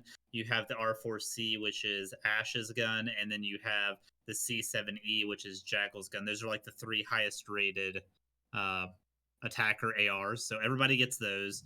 All the sites are the same, and like I said, it's just basically Call of Duty Kill Confirmed, but on a like yarn style map with yarn characters, and it actually plays really well from what I've seen. I haven't tried it yet, but my community has been thoroughly enjoying it. Siege gunplay mechanics with a Call of Duty style game mode, I think, is really something that should be in the game already. Yeah, it's a new map Just as well, right? You said? yeah, it's an outdoor map. Like it's really really cool. Like I said, I think it's something that they should bring into the game full time. Like they need that kind of a chill game mode because a lot of people have always said that Siege has a very it's hard to get into Siege, just too hardcore. Like as far as the way the game plays for people to give it a chance, and I feel like this is a little bit more of a relaxed, like, hey, I want to have a chill night on Siege with my buds. Let's pop on some essentially Kill Confirmed and just fuck around. Or people can use it for a warm up because right now the only way to really warm up is through T Hunt, which is just going around popping a bunch of AI in the head, which there's no interactivity to that really. Yeah. So I feel like the biggest thing that I'm excited about is this gives it shows that the Siege, like Ubisoft, is willing to put a game mode with a respawn system into the game, which is something that, whether it's Kill Confirmed or TDM or something like that, I feel like they need something like that in the game just to have for either warm-ups or a fuck around game mode. Like, don't make a ranked version of it, obviously, but like, No, I need a ranked version of yarn based Siege. I need that. that needs. I just want to watch it. That's what I need to watch. Wow. Okay. I think it's cool though. I like Hey. I like their little game modes. They do like that because I know they did one in the past too where they turned everyone into like these toys. It was the toy house. oh yeah, one. the toy chest one, yeah. Yeah. That one was fun. You know, it's just a nice little break from the like the not toxicity, but just how No, the try you were hard right. for You real. were right. Toxicity. Well, I'm just saying because I'm sure people are still going to be toxic in that. There's no getting away from toxicity in that game. Sin, I think you would enjoy it because you enjoyed Modern Warfare, and it has a very Modern Warfare feel to it, just with Siege gunplay. But everything is There's yarn. No, like the map itself. Like the cool thing is the map is like a regular map, like buildings and stuff. But there's things within the map where if you shoot it, it turns into like a yarn-based thing or a candy-based thing. So there's like little interactivities there. Only the characters are yarn. The characters look like they are like stitched together and stuff. But and the guns do. They're just skins. Like Yeah, they're just That's so skins. weird. Like It's just a weird thing to like. I'm not explaining it very well. I'm making it sound like it looks. I mean, worse than what it is. picturing like, what was that fucking game that came out on PlayStation that like there, and I think PC too, but it's like the yarn, like it's a yarn cat or whatever else. You know what I'm talking about? Little Big Planet? No, not fucking Sackboy. Oh fuck, I can't. Yarn cat. I don't know. It's like a little yarn cat, and like it was a co-op game. I don't know. Fuck it. Somebody in chat will know what I'm talking about. I'm putting it in the. I need to see a picture because all I'm picturing is just like, I don't know, man. Watch the, watch the first when few you said this. when you said Muppets, like the first thing that came to my mind was just fucking Sackboy playing fucking. What the fuck Siege? am I watching? What the fuck am I seeing right now? I don't think Sin's ever seen the Siege events before. This No, the Siege events always do like wild shit like this. Yeah. is absolute. I can't with this right now. The dude just had fuzz blow Yeah, out of his no. fucking head. I see nothing I wrong with can't it. do this, man. Why yarn? Why?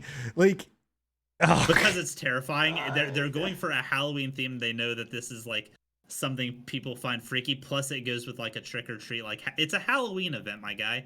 Yeah. They've done monster skins the past 3 years. that They wanted to flashbang has change it up has a like little 100 bit. eyes on it. What? I don't know.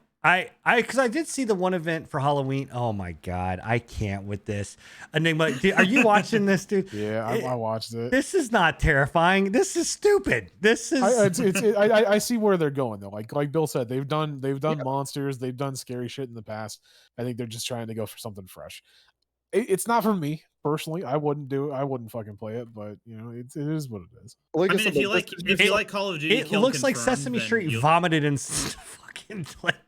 I don't Listen, know. if you like Call of Duty Kill Confirm, you'll like this game mode. Did you guys ever watch the? And there's the- no wall bang sin. You don't need to worry about getting wall There you banged go. because everything's got hard walls. Did you guys Hard ever Guard. watch the TV show on? I think it was on Comedy Central called Crank Crank Yankers, Yankers, or bro. something Yeah. like that. Looks like Crank Was Yankers, that man. that like as soon as I saw that, like that's what it Oh reminded me of, my and I'm like, are they gonna God. fucking I- call somebody and do a fucking prank? I Oh I God. mean, the mode Sure. sounds cool. I can't get that. The aesthetic I don't doesn't do it know, for you. man, dude. That's so weird. Like, If you think that's bad, you should look up the Rainbow is Magic event. yeah, I that's the one I always think of I when I think of just- siege events.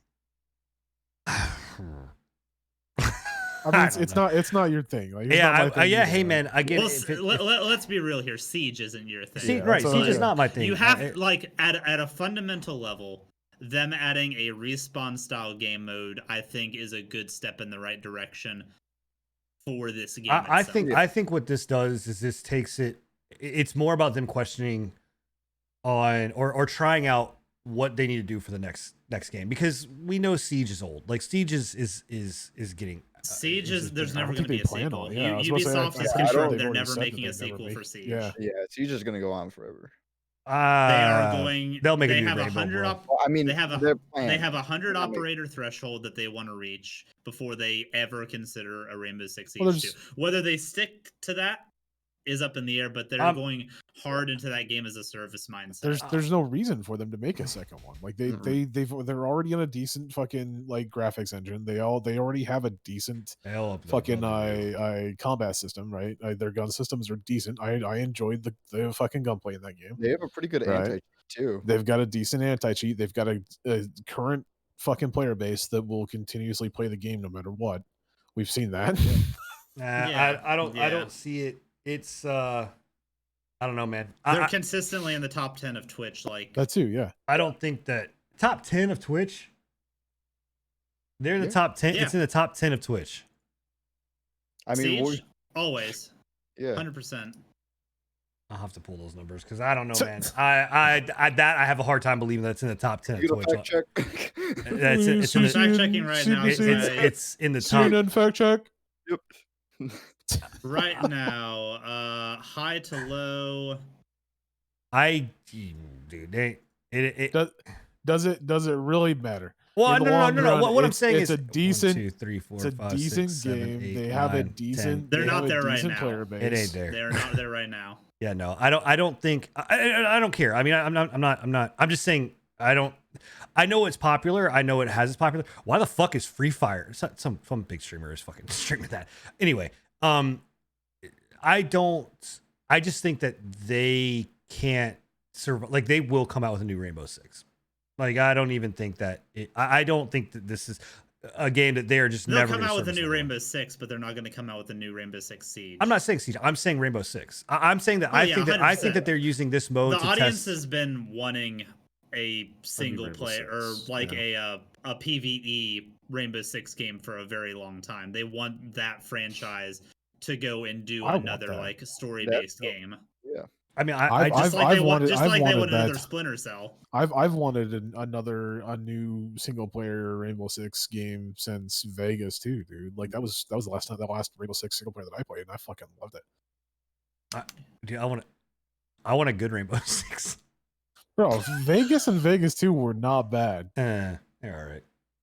Get the fuck out of here. You Rainbow Six fucking Anyways, purist over here. I like I- Rainbow. Fucking I, doesn't even play it. bro, I like. First off, I played the shit out of Rainbow Wait. Six 3 Black and 3 Black Hey. Arrow.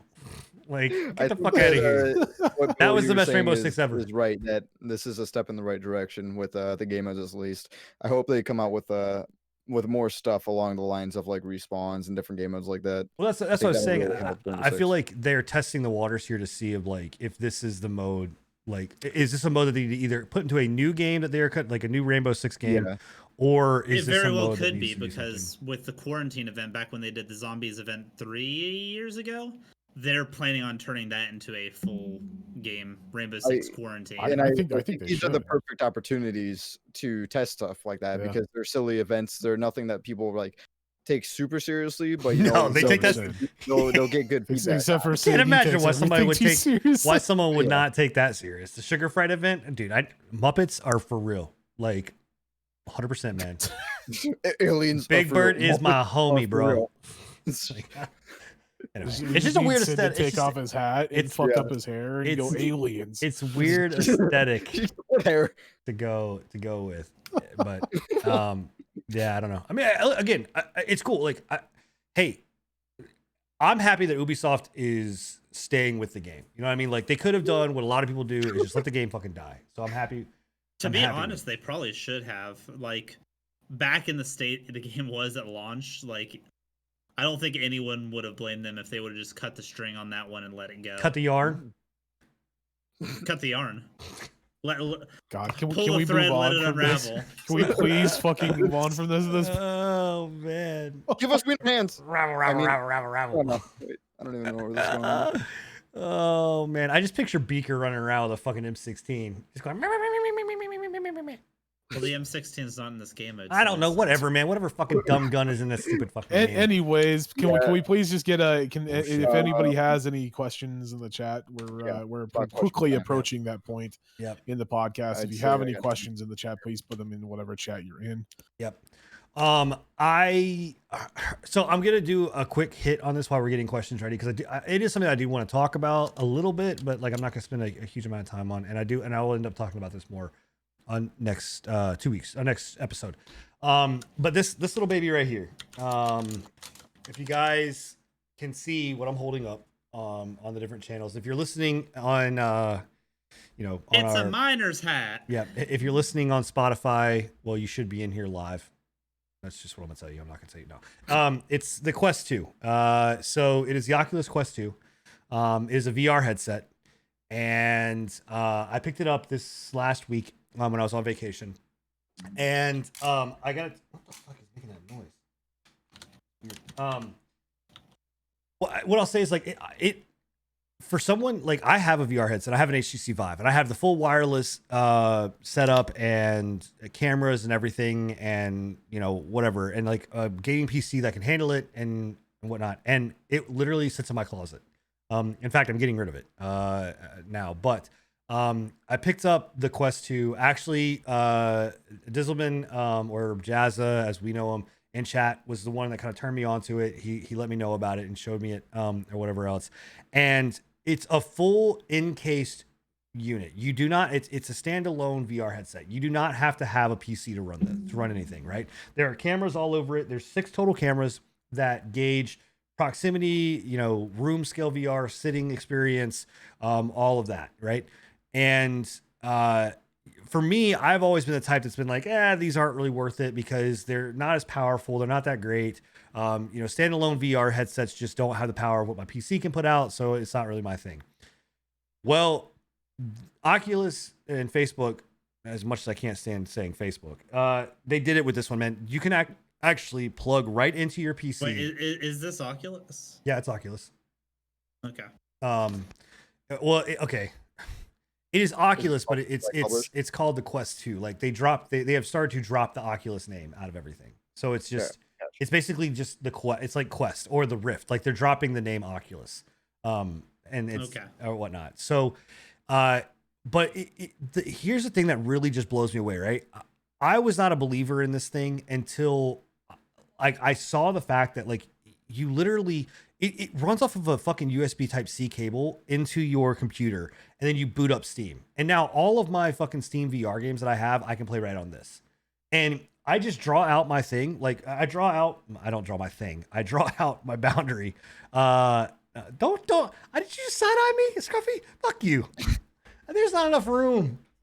No, just stop. Anyway, so I drew out, your area, and it's just so smooth, man. And just boom, like it's done. Like you have your Guardian, and it's great. And like the recognition for the controllers, for your fingers, for movement, for everything, it like doesn't skip a beat, man. I've not had any issues with like, disconnects. I've not had any issues with like graphical issues or like delays. Like it's just it really is amazing. It really is. And I'm now playing Boneworks. I am playing a game called Until I Fall. Fingers. What are the hand things? What do you What are do? we You fucking use doing? hand things? What Like, are is we- there what's What is remotes this? like the other ones have? Yeah. Why are we spirit fingering? Because I'm wondering what like the hand things are like. Well, yeah, they're right here. I mean, And he can't make a jerk off motion, you know. How are So that those? would be inappropriate. so yeah, it has touch controllers. It has the Quest 2 touch controllers. So essentially, what it is like if you grip, like you have a trigger right here that if you grip, it'll close your hand. So it doesn't recognize your ring finger and your pinky finger, but it recognizes basically your middle ring and pinky finger as one. So whenever I click on the inside button, it'll grip my Is there any control. way to flip people off? No, Damn it. not in this. Is there a glove? Is there a glove? Power glove. Well, you could just use your hand. So like it actually, you don't even have to have the controller. You can just But you recognize can't off your flip hand. hands. Mhm. So you can't flip people off then. No, it still doesn't from what okay, well, I have not really messed around with just pure hand movements enough to say that you can't flick someone off. But yeah, it's not as like accurate with your hand movements. Now there is a game called Wizard Waltz, which is actually pretty cool. It's you can, you use like your hand to cast more spells and things like that, but it feels very weird to use just your fingers. I mean, yeah, I can Yeetist deleetist. um, Wingardium Leviosa. so but what I'll tell you is like for the price point that it is, it's What is that price it's point, by the way? $3.99 if you want the What the fuck? if yeah, That's it? $3.99 if you want the 256 gig version. Jazza, you may have to correct me if I'm wrong. Because they have a 64 gig version and a 256 gig version.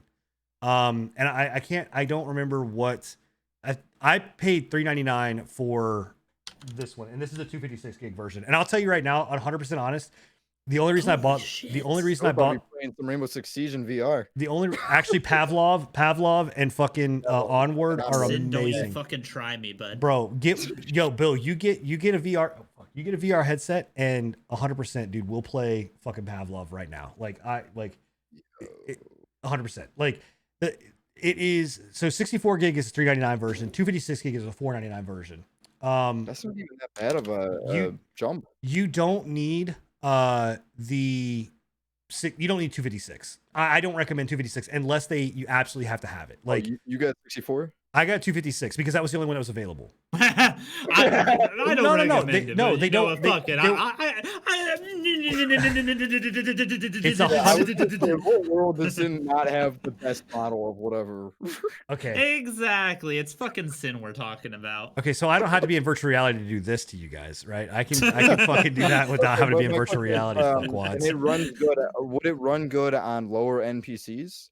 You said it's standalone. It's a standalone unit. Now, when you plug it in, so there's a couple different things, right? So real quick, the 64 gig is the one I recommend. It's only $100 more for 256. The only reason I say if you're going to get a 256 model is because if you are someone that does not have a powerful enough PC and you want to sideload the games, or you want to play directly off the unit because you have to download the games to it. So like one of the things that I bought off this was Tetris Effect.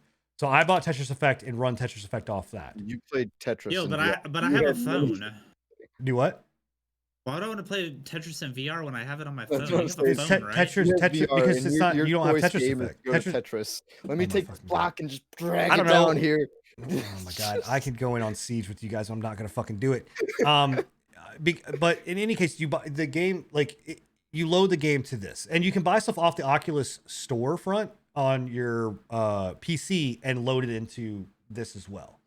But it's very smooth, man. Like what I'll tell you is, you literally plug it in, and as soon as you plug into your system, it auto recognizes, and it's a USB 3.0. As soon as you plug into your computer, it boots right in and says, "Hey, do you want to use the Oculus link?" And you hit yes. It boots up the storefront. Like you load up into the Oculus Home inside the computer, right? Your desktop version. Then Can you play sitting down? huh? Sorry. What's up? Can you play sitting down? Okay, what? Can you play sitting down? Sorry if I'm not talking. Yeah, you can place it down. Yeah. How does that like feel? Like, is it? Do you move with your analogs, or do you move in another way with games? Both. So Okay. you can use regular locomotion, which is like in Boneworks is a great example of that. Boneworks is one where they actually recommend a sitting experience because you have to because people are getting motion sickness with it. I don't play in a sitting or standing or just like a standing Guardian system. I play with an actual drawn out like room scale because you move forward, but then you also move with your left and right stuff. And I prefer that. Like the biggest thing I'll say is like if you do get motion sickness in VR, one of the reasons is because a lot of people can't deal with like the fact that they're looking this way and moving forward, right? So my recommendation is just look wherever the fuck you're moving. Like, so if you're gonna move this way, look to your that direction and then move, and that fixes a lot of that issue. But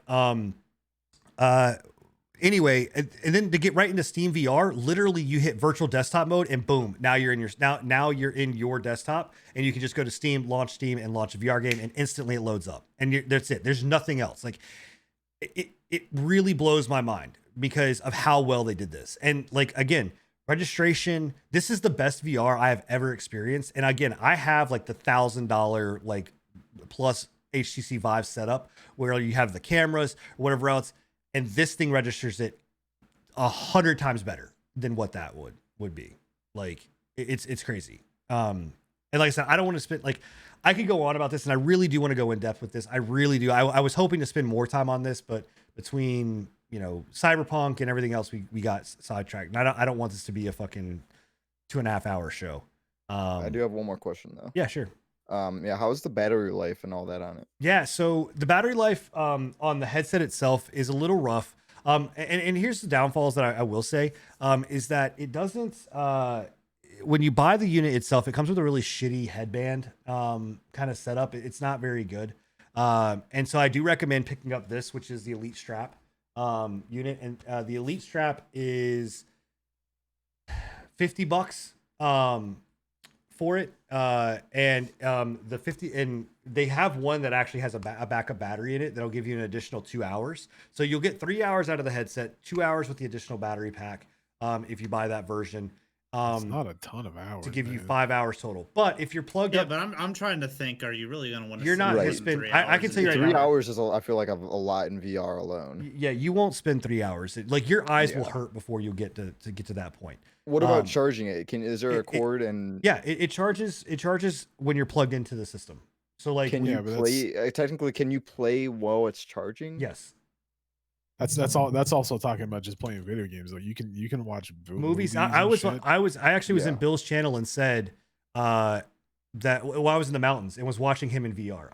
And That's cool. I can tell you right now that for whatever reason, watching it in VR on the Quest 2 was way more enjoyable than watching it on my phone. So Give it's getting me a up smooch. close and personal with Well, Bill. yes, yeah. You, But you could you, see, I basically the pores on Bill.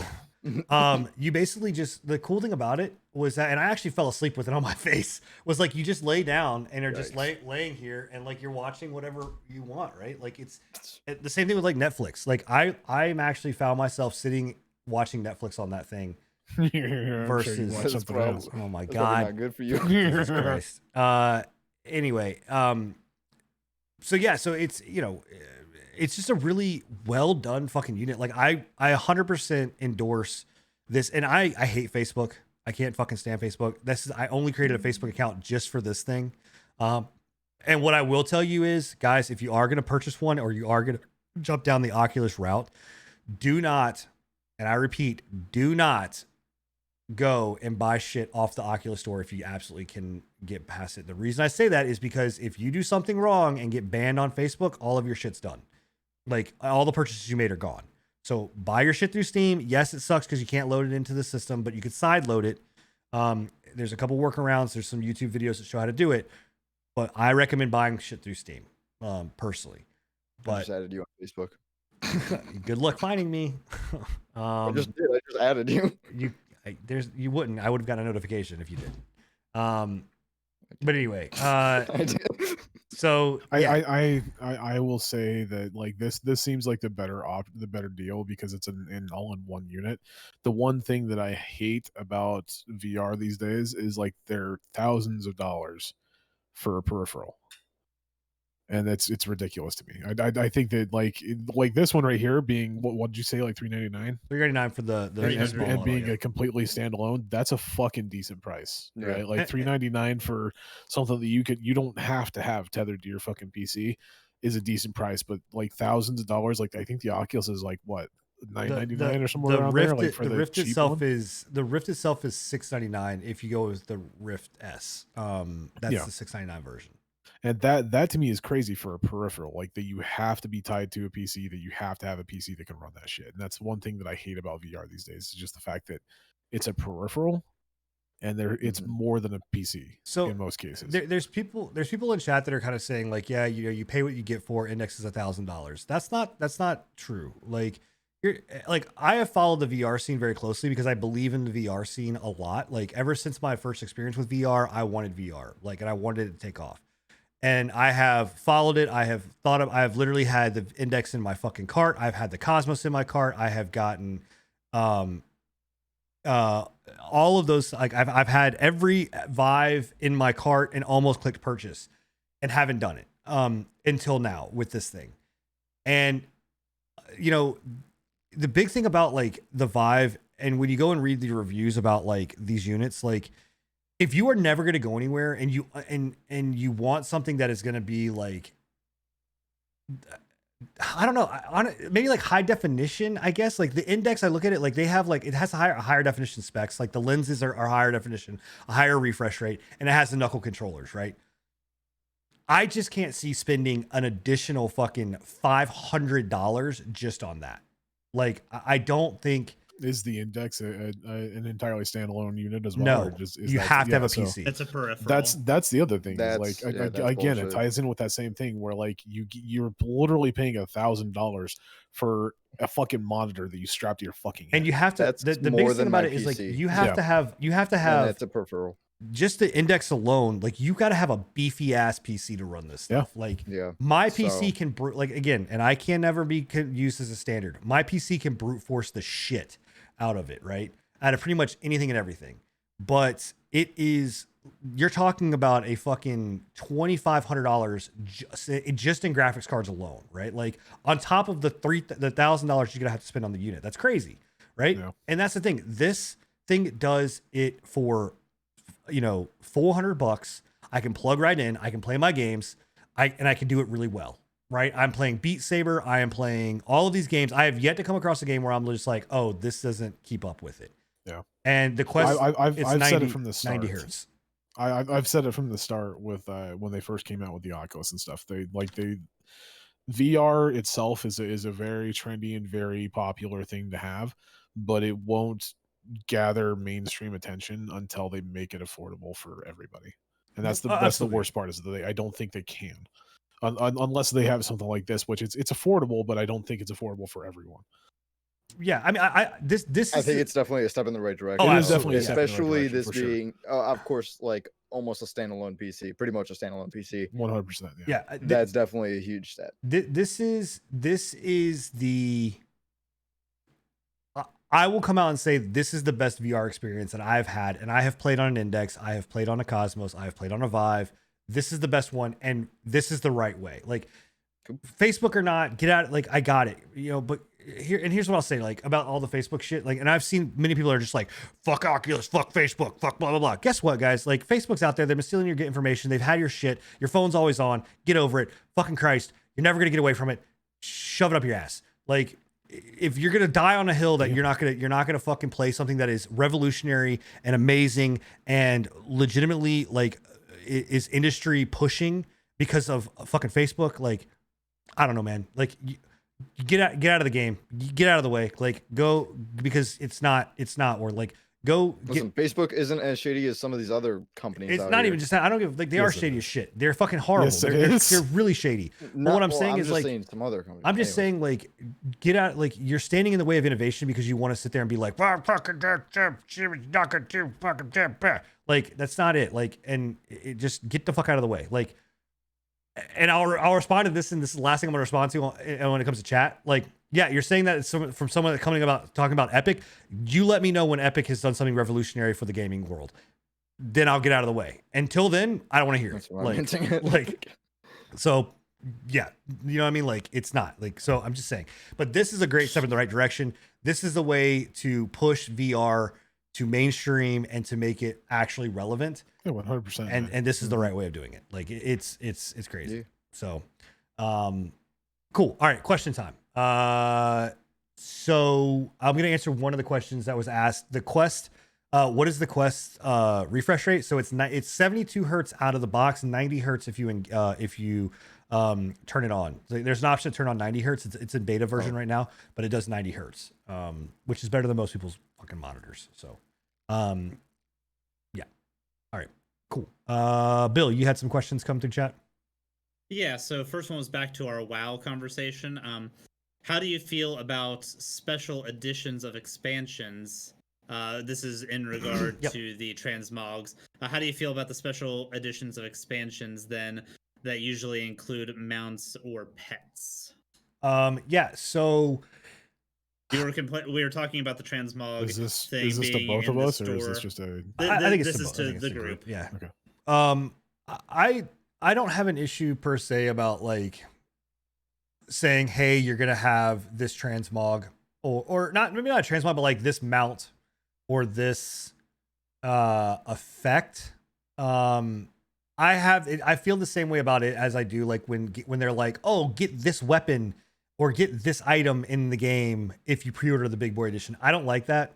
I don't really think that that's the right way of doing it. And 9 times out of 10, that shit usually sucks anyway. Like you're gonna replace that shit or whatever else. It's like, a good starter gear for you to steamroll the beginning part of the game, but it usually falls off within the first quarter. right. So like using that as a way to like up your edition, I don't think is worth it. So like what you're talking about, like WoW is basically doing with Shadowlands, they're adding a transmog into the highest edition of the game, and they're adding effects where your Hearthstone effects are completely different. And there's something else. I think it adds like a weapon effect. I think there's a weapon effect to it. I'm not 100% sure. Somebody in chat can correct me. I am not as triggered necessarily by that as much, but I am still like, I think the transmog and stuff is kind of stupid. Like, I don't think that they should add that into it, but I don't know. I don't know. What are your opinions on it, Enigma? So my opinion on that is okay. Yeah, I get it. They have mounts and pets inside of special editions and everything like that, right? We've accepted the fact that they have mounts and pets on the fucking in-game store for years now. I mean, I think they first released their first mounts back in like 2000 and I want to say like 2010 or something like that. I can't remember what the first one was, but they've had it for a long time. I've never liked them in the transmog or in the in-game cash shop, right? I personally feel that for any subscription model, even Final Fantasy 14, and I'm sure that you guys know I'm a pretty big fan of Final Fantasy 14. I hate their fucking in-game cash shop. I don't think it should be in there. I think everything that they have inside of that cash shop should be in the game to obtain within game quests or achievements, anything like that, right? I already have to pay a subscription fee. I already have to pay a fee to get the new expansions, right? I don't think I should have to then on top of that pay $20 for a transmog set. I'm sorry, that's just my opinion. I don't think it's right. I don't personally feel like. Again, I'll go back to the same thing that I said. I think they're devaluing their game in doing that. That's just my opinion. So bad or good, Okay. I don't really feel like. I feel neither here nor there about the special editions because I don't think it has anything to do with the fact that they've added in a new cash shop item. If they then in turn took this new transmog set and made it available to purchase as or made it available for people that purchased expansions as an upgrade. I don't know. I personally feel I would still feel terrible about it. I personally feel I would think it was devaluing the game further, because then again, it's just one other thing that they're taking out of the game that they could be putting in.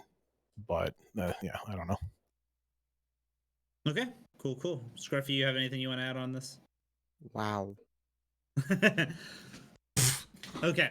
Next question would be back to our graphics card conversation, and it is, if in the market, what would AMD's cards have to offer to beat out the 30K series?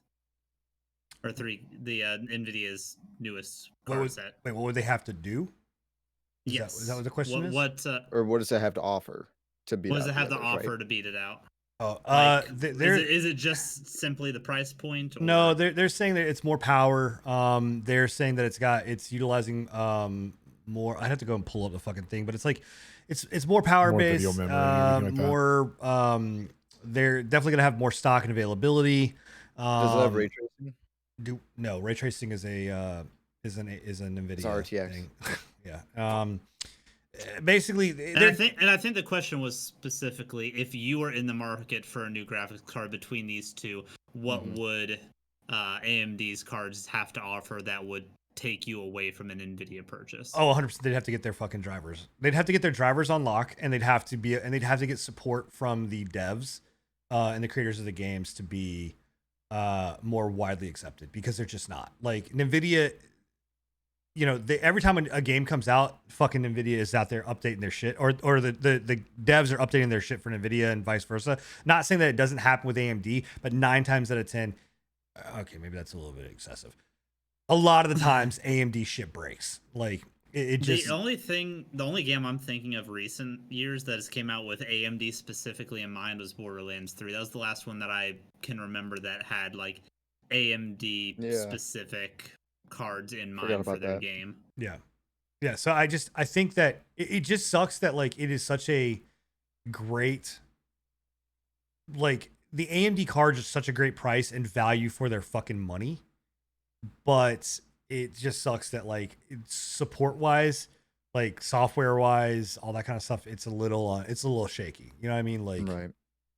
But I wouldn't buy like, I wouldn't buy an NVIDIA 30 series right now either. So, right. I mean, Yeah. I mean, in fact, I'm imploring you, Bill, don't buy the 3080 series.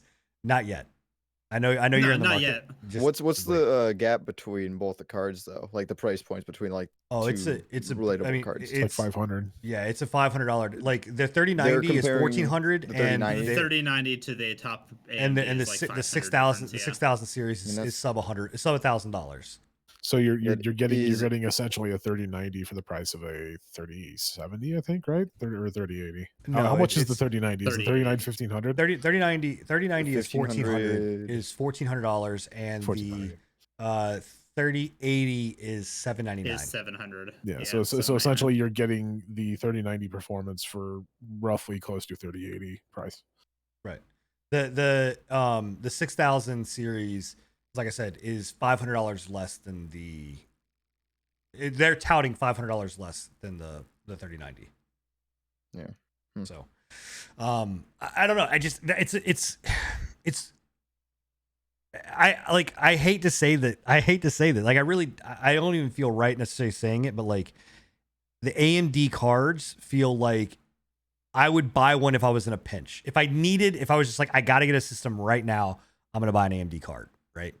Processors all day long, fucking AMDs, man. Fucking AMDs, dude. Whether you're single rigs, whether you're, dual rigs, AMD is a phenomenal fucking card to go with. Threadrippers are fucking crazy great. Like they're just amazing. Because they're the only ones that have came out the past fucking 7 years. Intel's like got fucking, their 10 series. Intel's, I mean, they're yeah, but generation. it's not been huge leaps and jumps on top of no. it. I mean, like, Intel has been dropping the ball for like the past almost 10 years with CPU card, like performance, not really performance, but CPU moving forward, Yeah. I mean, it's surprised still my CPU is still chugging. Intel handles gaming very well, but AMD, like Threadripper, multi-core processing, all of that, it's I can't go wrong with their processors, but their graphics cards, I don't know. I don't know if I would buy one. So, Yeah. next question. Cool. This would probably be the last question. And it's from my community to you, Sin. A lot of my community is currently very invested into Siege, and we have brought a few other members of the community that had not priorly played Siege into playing it. Would you at any point be willing to off stream jump in with us and try the game out in a at least no toxicity from our team environment, like a full 5 stack? Have us give you the run throughs of like the maps and stuff and try to make your experience a little bit better so you can maybe have a more enlightened experience on the game, I've tried. or at least give it a fair shake in the environment the game is meant to be played in, which is a 5 stack. So The game is currently, I also want to note the game is currently in the best shape it's been as far as like technical stuff goes. It's very bug free right now. it's funny seeing your chat, Bill, just being like, do it, emotes, do it. It's something that you just boy. absolutely. Is it something you would absolutely just not touch because you're not interested, or is there any inkling of like I'm willing to give it a try? Dude, I teach my kids say no to peer pressure. So no means no, guys. No means no.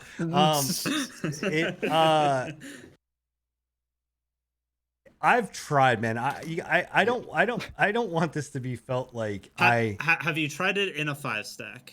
I don't think you have you?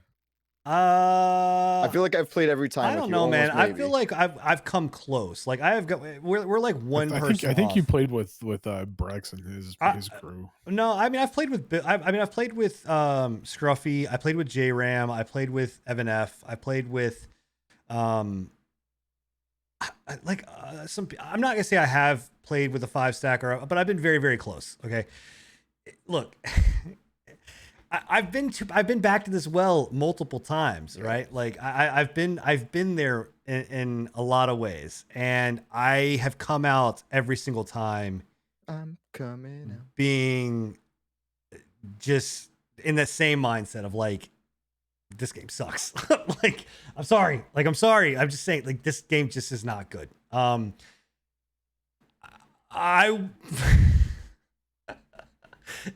For the sake of your community, I'm gonna say no. I will not. No, I will. I will go back. Here's what I'll say. I will go back and play Siege with you guys. If Bill, you play one, you will play. Give WoW a shot, and I'll pay for the fucking sub. I can't promise I'll play a lot of it just because I don't have the time for it. But Sin, you just got to keep saying, "Yeah, sure, I'll play. I'll play," and then just keep delaying it. Here's the yeah. I'll cyberpunk the shit out of it. Just cyberpunk them, man. Don't fucking play with me, boys. You guys think that the anger has subsided because I fucking said something about it? It has not. Here's the reason I'm saying this is because I know for a fact that there's people in Bill's channel that would watch Bill play fucking WoW. Oh, for sure, 100%. 100%. So it's not a it's not a no. Let's just say that. I will put it out there that if Bill will subside to say that he will try WoW, right? I will subside to say that I will try. It's just 22 more days. Try. What? It's just 20 more days. For what? For you to play. What are you talking about? Going back to Cyberpunk, man. No, that's now it's 40 days.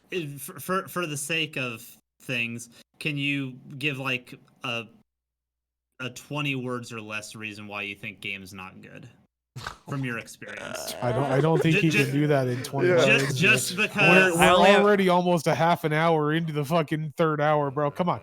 He can't do that in 20 words. Just because Sunsprite was asking, because she loves the game and would like to hear your opinion, and she is one of the ones who would like for you to try it. The shooting mechanics in the game are shit. I think they are busted, and that they refuse to fix the RNG. I can't go anymore. That was 20 words. No, I don't know. It I legitimately. told you you can't do less than 20. So you look like Fuck you. I'm not doing a long ass rant.